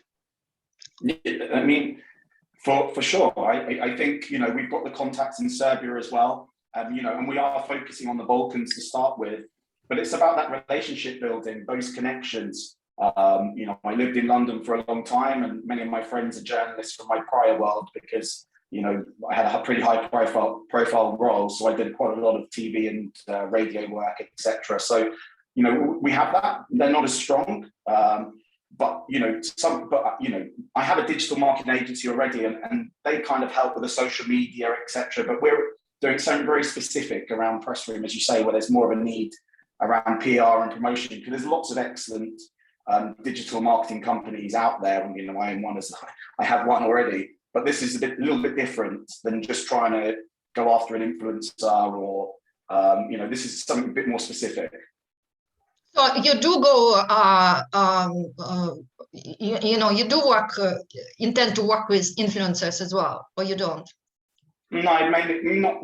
I mean, that's more. You know, I think we're looking more to media, TV, like a formal, like traditional media outlets, right? Yes. Okay. More traditional journalists, media, etc. You know, we look to move to. It doesn't mean we wouldn't look to move with influencers, but I think there's a little bit there when you start to deal with influencers that they're normally about promoting, you know, products or something like that. And you also have to be a bit concerned about their background, and then we'll end up doing crisis management. So when we talk to companies, when we did our research, you know, especially here in the Balkans, they're more comfortable dealing with traditional press, because what they're worried about is their reputational risk, that if they go with an influencer and then they're a famous influencer, all of a sudden there's bad press around them that has an impact on their business. So, you know, and that was a concern. So we want to listen to our clients, and they're like, well, I can easily target an influencer, I can work with a marketing agency, but I don't know how to get access to the press or to the TV, etc. And it's more of a traditional market here in the Balkans. Yeah, well, again, if you can customize that and automate that, that would be good. Because, you know, in the United States, over the past decade, as far as I know, the number of journalists and reporters declined by, you know, more than 50%. And the regional news, you know, fell by, from what I remember, over 30%. It's like, you know, as my friends journalists are saying, it is a dying industry. So, but again, from your point of view, and obviously the location country is different. So it's great that, yeah, if you can succeed, I would be happy to hear about that. You're right about the journalists, but there's obviously YouTube where, you know, if you look at ESPN, even though their cable subscriptions are going down, if you look at the snippets with Stephen A. Smith and the journalists talking on TV on ESPN, these get millions of views. And, you know, if you can target the right person talking about the right thing, I'm not talking, I just use the ESPN as an example, but, you know, if you see the clicks they have on that, it's even better because it's a 3-minute click. So if you can make something interesting that people want to watch that's on traditional TV or newspaper, it gets reshared so many times. So, you know, there are some things that, you know, we're thinking through on that. Got it. Thanks so much. Good luck, guys. Thank you, Victoria. Really detailed, I mean, thorough cross-examination of press room. I don't have any question as far as I'm concerned, but there is a Belinda with her question. Belinda, please, please ask. How will you handle the data security? Yeah, so obviously, you know, we're looking for the future. So we're going to make sure we follow GDPR regulations around data storage and management. So we'll obviously be working, we haven't chosen who our partner will be, but we'll work with one of the big cloud providers that will help us to do that work. Because we recognize that while GDPR isn't fully embedded here in Montenegro, because we want to go to scale, we want people to know that information and data is secure with us. So we're making sure that we pick the right partner who's going to help us, who's an expert in that area with their cloud-based GDPR solutions.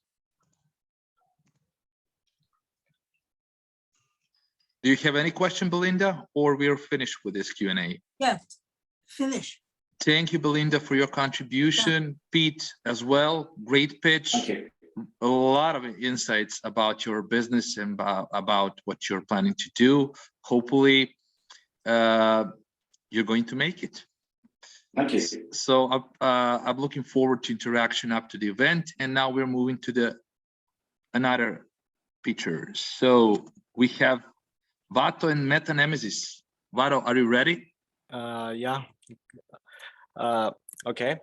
I'll give you 30 seconds to prepare. So you're already prepared, as I see. Yeah, Okay. I'm prepared. We can start. So I'm Antonio Pauliashvili, and today I will represent project Meta Nemesis. Meta Nemesis is a free-to-play blockchain-enabled first-person shooter game with competitive and open-world game modes. Meta Nemesis uses chemical pie, metaverse, and play-to-earn mechanisms, and so full ecosystem will be powered by many. Comicify is a brand new feature which our team will introduce to gamify world. So basically, players will be able to collect comics as NFTs, and these NFTs will have unused cash inside the gameplay. So nowadays, there's a lot of problem inside gamify and not national gaming. So for example, nowadays, crypto games are suffering from unbalanced gameplay mechanics. So a lot of native gamers get rid of gamify projects because of that problem. Also, there is a huge money to start playing, so it is play to play. Also, on the other hand, native gamers just suffer from denial of property rights. So if they are spending a lot of money inside the game to purchase several items, but they don't have property on it.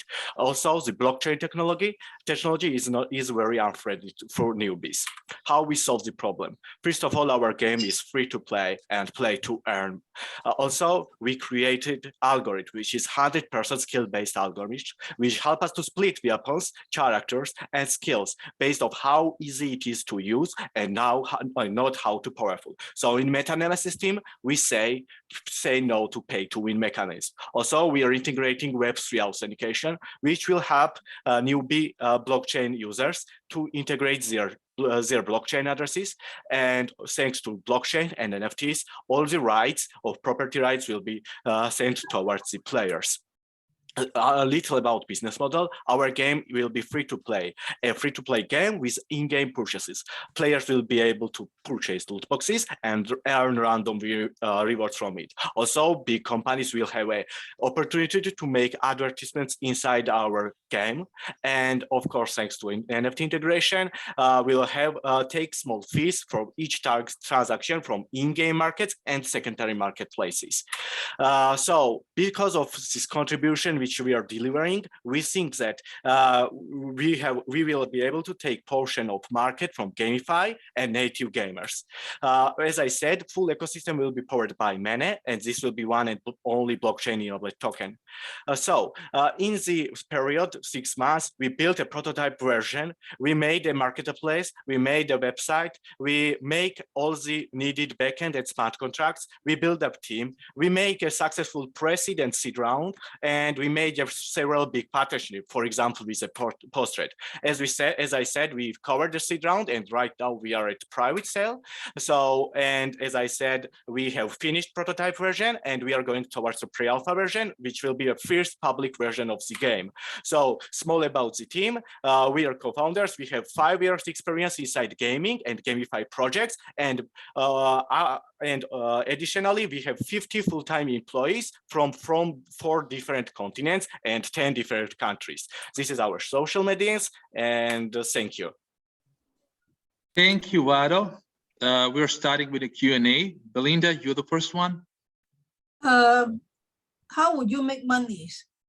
Okay, as I want to get to our business model. First of all, our game is a free to play, so we will forcing gently players to purchase in-game items. So average native gamer spends more than $100 per period for in-game items, and native gamified players spending more than $600 for a period, one player. As well as we will have opportunity for companies to come and make advertisement inside our projects. So as I said, it will be metaverse. So there will be lands where you can place your advertisements. This will be best for esport organizations. For example, G2, Monespa, we have already made connections with them and we are in talk with them. Belinda, do you have another, or we are moving to John, Yeah. Professor Stalker? John. Thank you very much, Belinda, for your question. Professor Stalker? Great presentation. And I don't know if I've ever heard anybody speak as fast as you do. That's very, very impressive. Let's take a deep breath. Like, who's your main competition out there? Is there another game out there that's doing this? And second question, do you have like a demo of what your game is going to look like, a video demo of it? Okay, so our of course there's no market without competition, but our competitors, I know there's the Metaland and MetaStrike. Both of them are using pre-built assets. So their games and games quality are poor. They are purchasing ready assets from asset stores and building game on that. Plus, we are delivering Comicify feature, and this is a brand new, not in Gamify, but in full blockchain. This is our feature.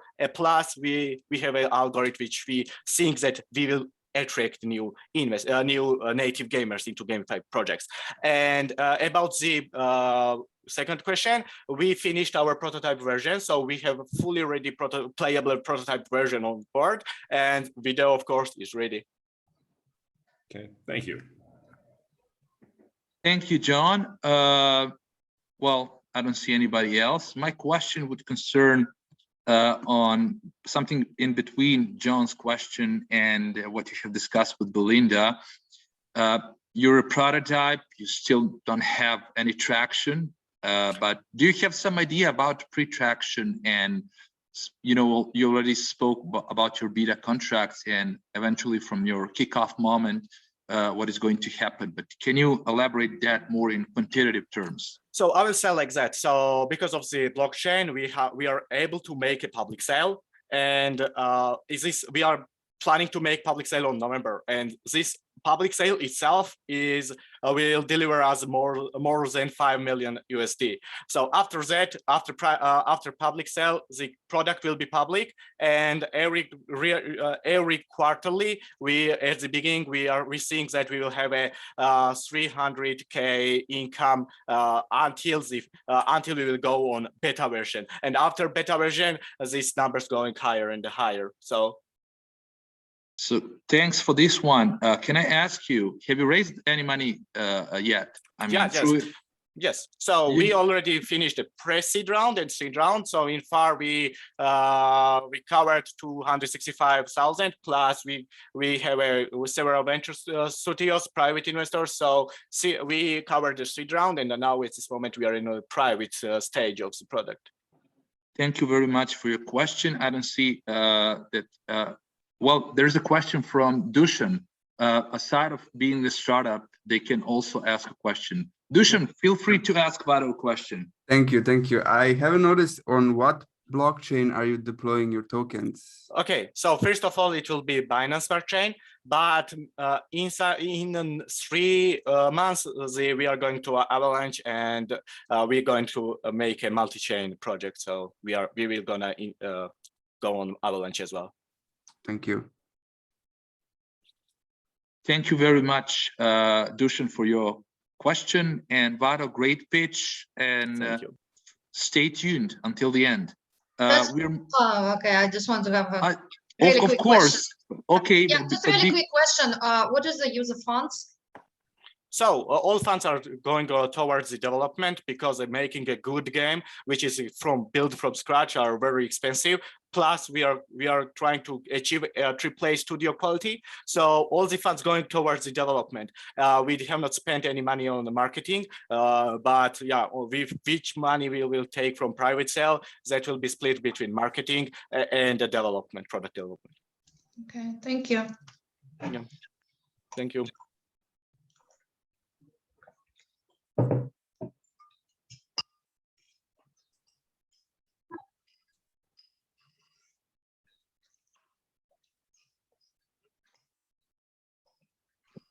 Gaia, you need to unmute yourself. Yeah, Gaio, you're mute.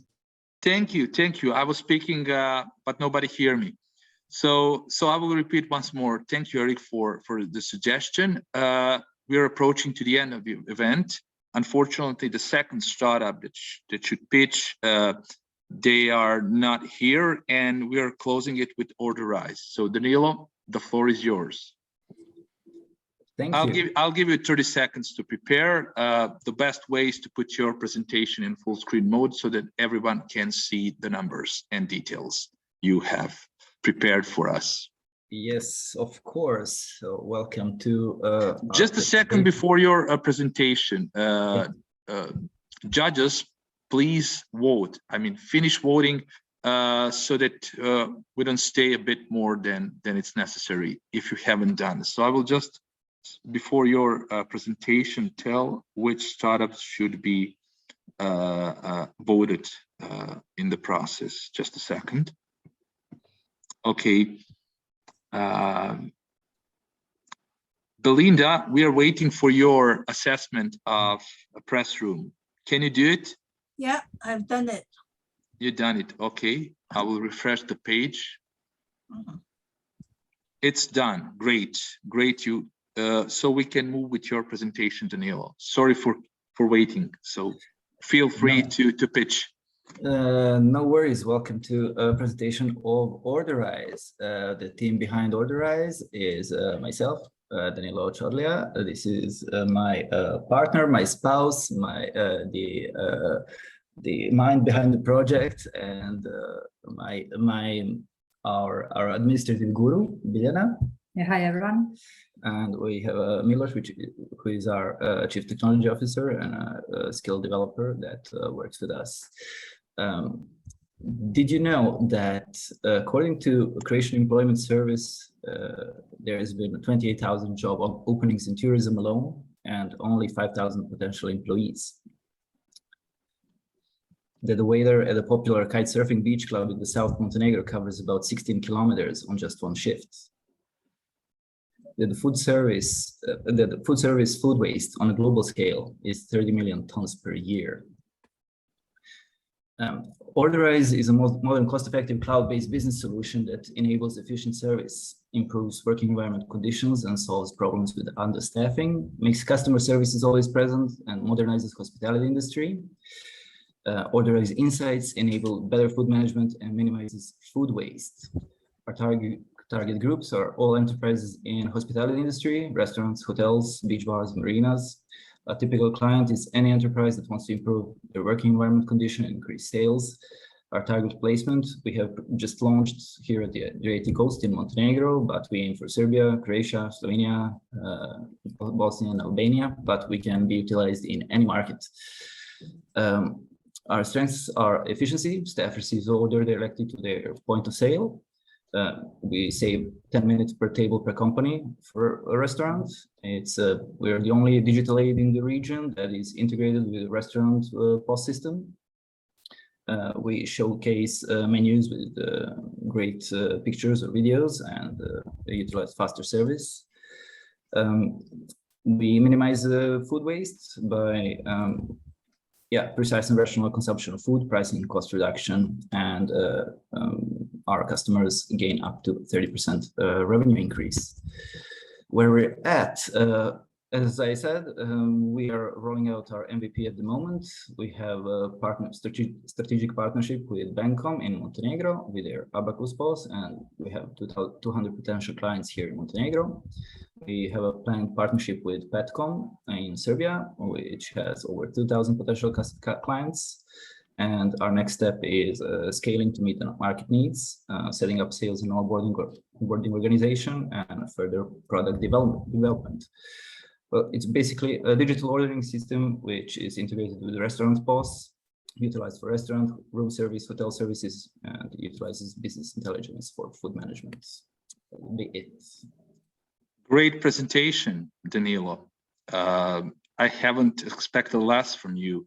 So who would be the first one to ask Danilo a question? John? Yes, it's with our lack of travel here in China, it's been now 3 years since I've took my last trip back to Europe, so I'm not totally up to date. But I just want to precisely understand, to ensure I understand. Is this basically, let's use the example of a restaurant. This is someone accessing on their mobile phone the menu in advance or remotely, and ordering it through their mobile. So when they arrive and sit down in the restaurant, how prevalent is that in Europe now? Because when I go to Shanghai, that's what it is at every single restaurant. It's just completely saturated, that sort of service here. What is the state of development of this sort of services in Europe? Here in Western Balkans, we are really lagging behind. There are some competitors in Western Europe and Northern Europe where we operate and where we are based. And how it works, you probably all already seen it. You have a QR code what you scan. Orderize is a web app, so nothing to be installed on the phone or similar. The customer or the client shows their food and beverage offers and stuff, and when you buy it, it goes directly into their cash register system. As I said, we have two competitors in Northern Europe, but non-direct competitors here in Western Balkans. There are some similar, but like only digital menus and stuff. Nobody has done this yet and integrated with existing restaurant software. So my follow-up question is, and I didn't see how these services grew in Shanghai, so I don't know the answer is, but there are big restaurant chains, and therefore if you sell your idea, you can get a lot of restaurants very quickly. But then there's a lot of independent restaurants. So does it require a big marketing or sales force? How do you develop a significant revenue scheme, which presumably requires lots of restaurants or these types of venues? Yes, that is the thing. We have chosen the road to partner with restaurant software developers and distributors like Bankom here in Montenegro and Petkom in Serbia, and we're aiming at a partner in Croatia. With that, we gain access to all of their customer base, and that's how we are spreading. Okay, I didn't know those names. Okay, yeah. So you're not out knocking on the doors of every single restaurant. Rather, you're tapping into providers to the industry in general and to leverage off that. Exactly. Okay, thank you. Thank you, John, for your contribution. Great presentation, Danilo. I would like to ask you a bit more about your go-to-market strategy, and can you tell me a bit more details about your traction? I mean, just to go through data and try to support it with some arguments. Is it okay? Yeah, sure, of course. Okay. Yes, well, we have started just 2 weeks ago with the deployment here in Montenegro and landed a 5-star hotel that we are basically launching tomorrow. Yeah. We already have one beach bar, a restaurant in Podgorica, and student home in Podgorica as well. So we are now tapping into Bankom's customers and are spreading out there.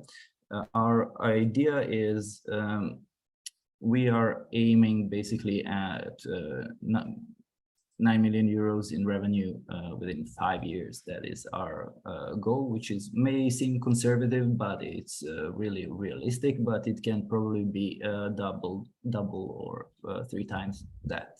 Can you give me a ratio from 2022 expected projections in terms of revenue? It says that you're by the end you will have 15k euros, and then in 2023 you're jumping like 4 times, Yes. quadrupling it to Yeah, 420, and then doubling each year. That goes that till is- 2027. Can you give us the reasoning behind that? Yeah, sure. Okay, let's start. I haven't mentioned the business model. Business model is a monthly subscription, which is 49 euros a month in this region, plus 1% turnover that goes through the application. And this year, as we just started this summer, basically, and we signed off some deals as well that our product will be free of charge this year for some customers, just to get them on board. So that is why the revenue is 15,000 euros this year. For the next year, we are aiming at 300 to 500 euros per month per customer. That is our average that we are aiming at. So within the next 2 years, we are aiming to cover the Montenegrin markets and start rolling out in Serbian markets, and after that, conquering the Croatia and the rest of the region. We are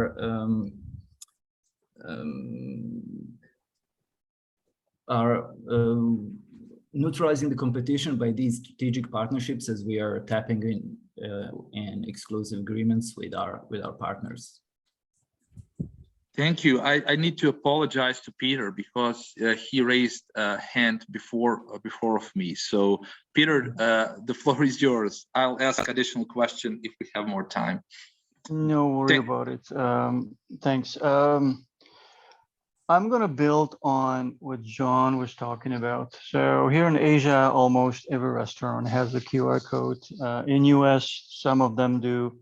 Some of them use different solutions. Most of them are digitalized. So there's a very small barrier of entry for any of those companies that already have a deeper pocket to enter the market. I mean, the language these days is not really the barrier. So I would agree with you that you have to target partnerships, and especially if it's a multinational chain. Otherwise, you just end up being local. I'm just curious, why is your margin so low? In what way? Well, you're showing the huge revenue, and the EBITDA is quite low. Yeah, well, that is our projections as we grow and we gain like 1,000 or 2,000 customers. We need a lot of personnel to support that. Why? As well. Some solutions just provide the solution for the restaurants or the chains, and they just put the information themselves in there. I mean, are you expecting to be customizing every time they have a change of menu? Not really, but they're going to need to get some help from us anyway, and we strongly believe in this kind of personal approach to business. What is your highest cost then? Personnel. What type of personnel? Sales? Sales and onboarding managers as well, yeah. Then again, if you go through partnerships, multinational chains of hotels and what have you, that should cut down significantly your requirements for sales. Yeah. That is a valid point and a good one, and these are only our guesses, I guess. Yeah. So we'll see how that works out in future. Hopefully, we will manage with I would recommend you probably find established distributor that provides solution to hotels and restaurants, which includes cashiers, all that kind of software. Yeah. And just tries to get in. Yeah. That's the only way to make money. I mean, to be honest with you, you will not get too far if you try to sell it one-to-one restaurant to hotels. Yeah. Thank you. Okay, thank you. Thank you. Well, thank you, Peter, for your contribution and all the suggestions you gave to the participants. It was a really pleasure listening your deep insights and industry knowledge that you have possessed. And we're approaching to the last stage. I would just ask you a bit, can you elaborate more about your differentiators? I have seen you that you have mentioned competitors, but what differentiates you amongst them? Can you can you explain what makes you special? Yeah, that is this partnership. That's what differentiates us. There are a couple of products that may be confused with ours. However, what we do, we minimize that human interface between the customer and the restaurant cash register, because there is Konobar and there is in Serbia, there is Grga or something in Croatia, and how they operate is that personnel basically have a tablet. So when somebody orders, that goes into that tablet, then they have to kind of retype it into their cash register system, and that is what differentiates us. We do this automatically. It's integrated with the restaurant's cash register system. Thank you very much for your addition, and good luck. We are approaching to the last stage. Appreciate it. Thank you, guys. So we have listened to all participants. One didn't show up, but it doesn't mean that this event is not going to be successful without them. So with 6 successful pitches, we're approaching to the last stage. Just a sec to check if anybody left, if anybody skipped some votes before I close the voting. Sorry, guys, do you need a moment, like a minute or two to think through, maybe changing your votes for some startups, or should I close it? Mine are final. Okay. Other judges? Victoria, Peter, Eric? I'm good. Yes. John, Professor Stalker, thank you. I'm good. Yes. Thank you, great. So give me a minute to make a closure.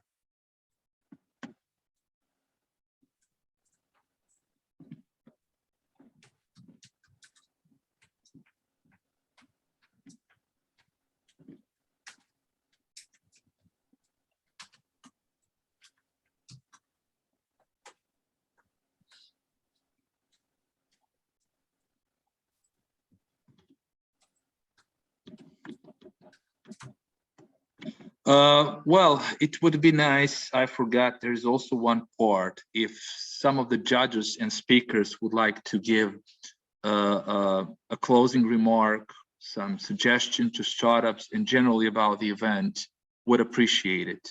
Professor Stalker, Peter, John Evans, Belinda, anybody? I thought you guys all did great. Very, very impressive, very solid presentations. And, it's just tell you put a lot of time and effort in this. And you guys, a number of you have real businesses that are in the process of establishing itself. So I just wish you guys all well. And again, if I can do anything to help, reach out to me. Okay, thank you. Thank you, John. Peter, maybe, or John Evans? Great. Yeah, thank you. I agree with John. Excellent presentations, awesome ideas. I'd say most of you are still in early stages, so I would suggest that you look more for angel investors at this point in time than venture capital, which generally comes in, post-seed or Series A. Some of them focus on the early stage, but not really in idea stage. That probably requires an angel investor. So, prepare well for fundraising, select your targets well. My recommendation is money should not be the only objective you're going after. You want to establish a relationship because your angel investors or first investors are the ones that should be sticking around for quite some time. So you want to make sure that the relationship works well and they provide some additional value, like opening the doors, potentially bringing other investors to the table. etc. So you need to build those relationships as well as you starting to build relationship commercially. Awesome job, guys. Thank you, Peter. Without you, it wouldn't be the same. No kidding, right? Exactly.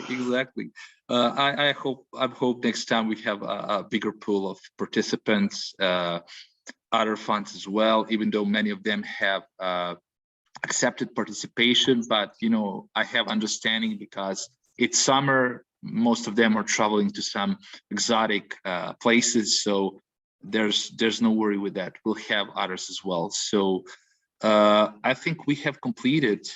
These ladies are silent but hardworking fellows. They are from Ukraine. Let me respond to something that you just said, Gajo, because I remember the last event you invited me to join. I think there was maybe 14 or 15 companies. It was very large, and we all have different preferences. But to me, a slightly smaller group where each group can speak a bit longer, you can have more of a discussion. I think that is, if you have to choose one end of the spectrum or the other, I prefer to be slightly smaller than very long where everything just rushes through. We didn't have the same sort of in-depth discussion and questions when we had the 15 as we did. So I liked how it went today, and it was a lot of very interesting companies that we could spend a little bit more time interacting with. It will stay like that because we have a limit. When we were working for, working on Serbian event, there were a lot of good startups. Eventually, it was hard to differentiate on the first screening which one would fall off and which not. So we were like, we didn't expect it that the event will last for more than 2.5 hours, especially because we have so much extensions in terms of speakers, judges, and of course, problem with internet connection, which additionally make a drag for all of us. So it will not happen. Victoria, do you have something to add for the end? Well, first of all, thank you so much.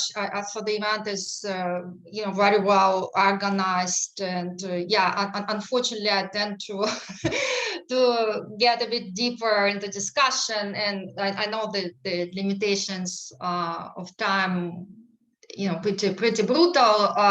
But overall, I think you guys done a great job.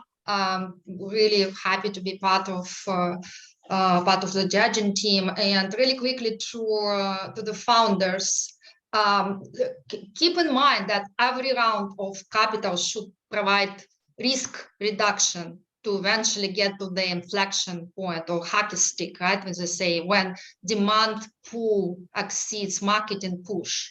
So the key questions the investors, and especially if you're talking VCs, institutional investors, with my funds coming, what risks are you going to reduce, eliminate? So basically, some of you addressed it, some of you don't. So just wanted you to to focus on that. So in a quick pitch like yours, your story basically should be framed as, okay, we solved this problem, for this particular target market by providing, this technology or, this new technology, or this new business model. So that's my short, basically, response. Thank you very much, Victoria. We couldn't do it without you. I mean, you guys really have done your job pretty good. I think that the startups are going to have any kind of a sense what they should do in the future, since some of them, this was the first time presenting to international jury and doing it in 3 minutes or less. Nevertheless, I must say that we have come to the end, and that we already have winners. So I will share my screen, guys, so that you can see, and you can also refresh your page voting page, so you will know who are the winners. So just a second.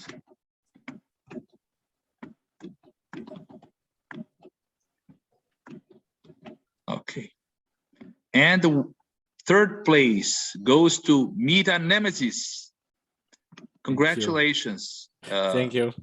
But you're not the third place. There are two second places, because Press Room is put it before in front of you, but you have the same number of votes. It's 367 and 367. So we generally have two runner-ups, both for you, for Press Room and Meta Nemesis.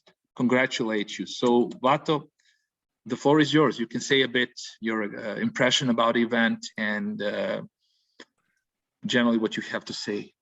So yeah, first of all, thank you. And yeah, it was really stressful to fit in 3 minutes to just in general talking about blockchain is not easy, because like there is a lot of things to explain.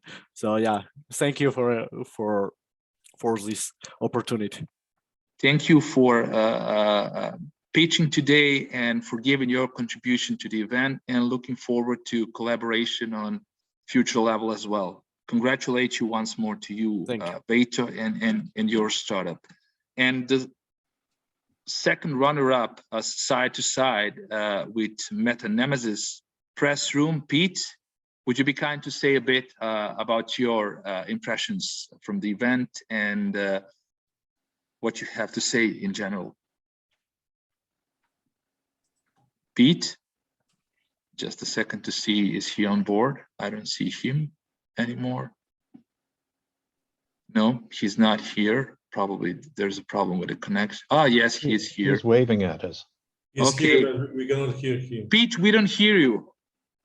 Okay. No, that's wrong. We have an issue. Pete, are you with us? Okay, yes, he is with us, but Pete, do you hear us?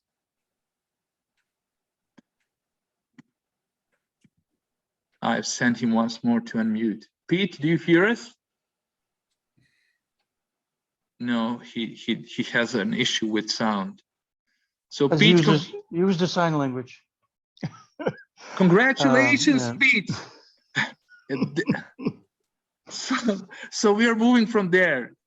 Congratulations for being a runner-up. Next time, you know, probably being a winner. So congratulations once more. And we are moving to the winner, and who the winner is. I think the judges know. Pete, do you have somebody you probably knew from the early on who is the winner? So the Spectro guys, Anna, the floor is yours. Congratulations. Thank you so much. We are really, really happy for this, and we will continue with working hard, and I guess we will save our forests.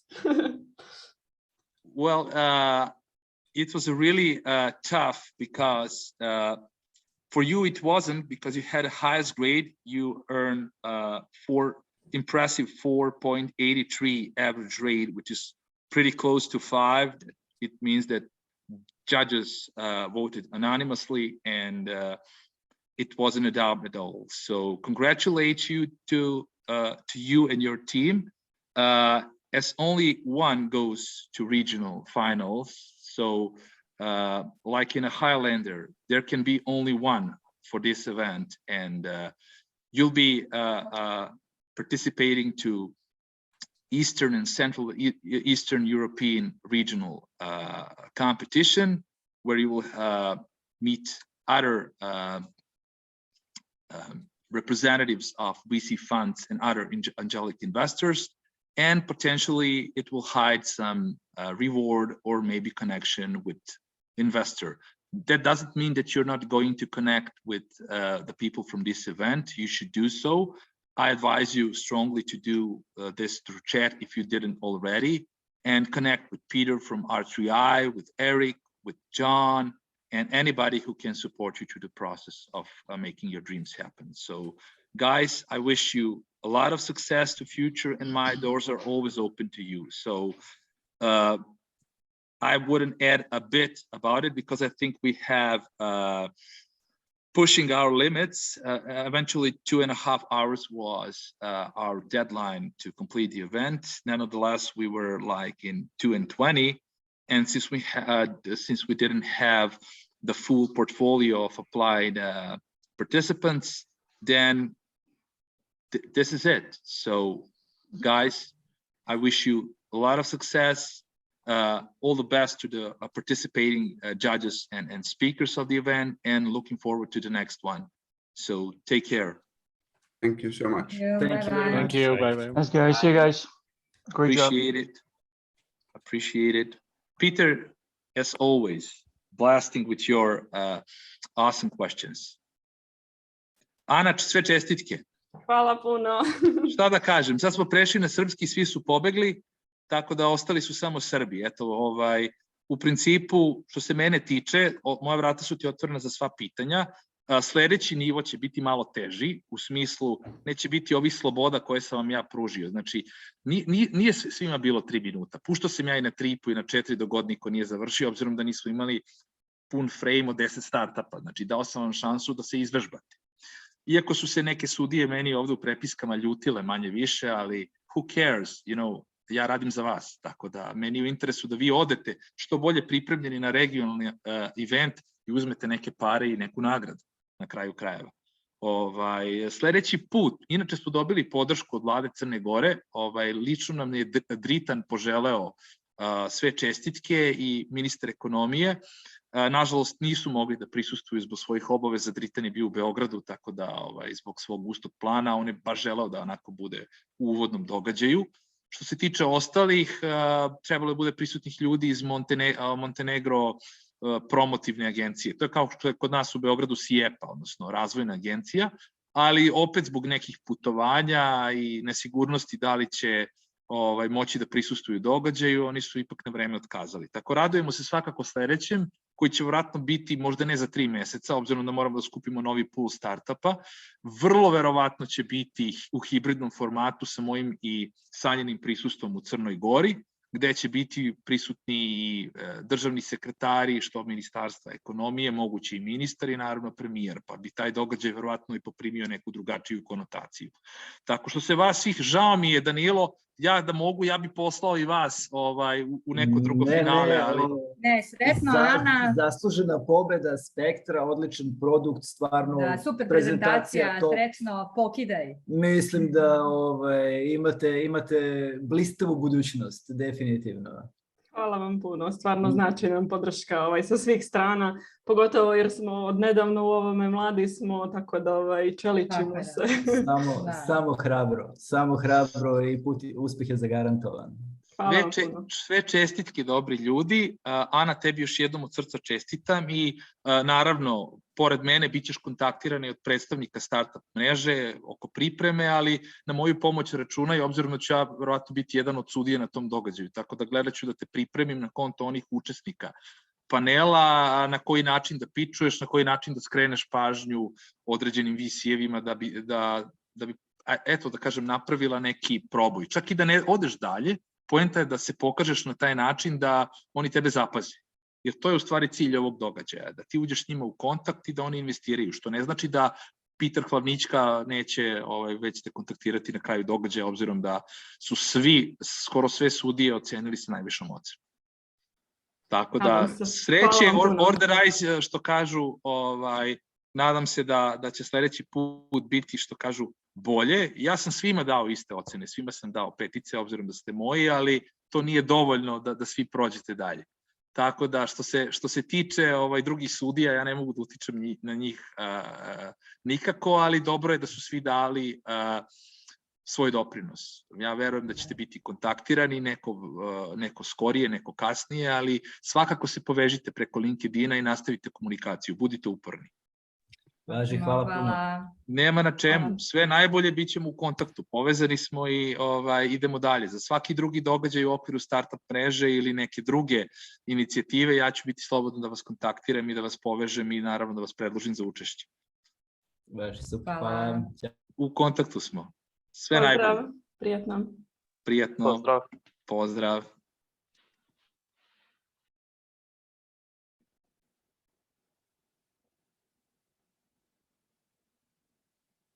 Kate, we are done. We can close the event.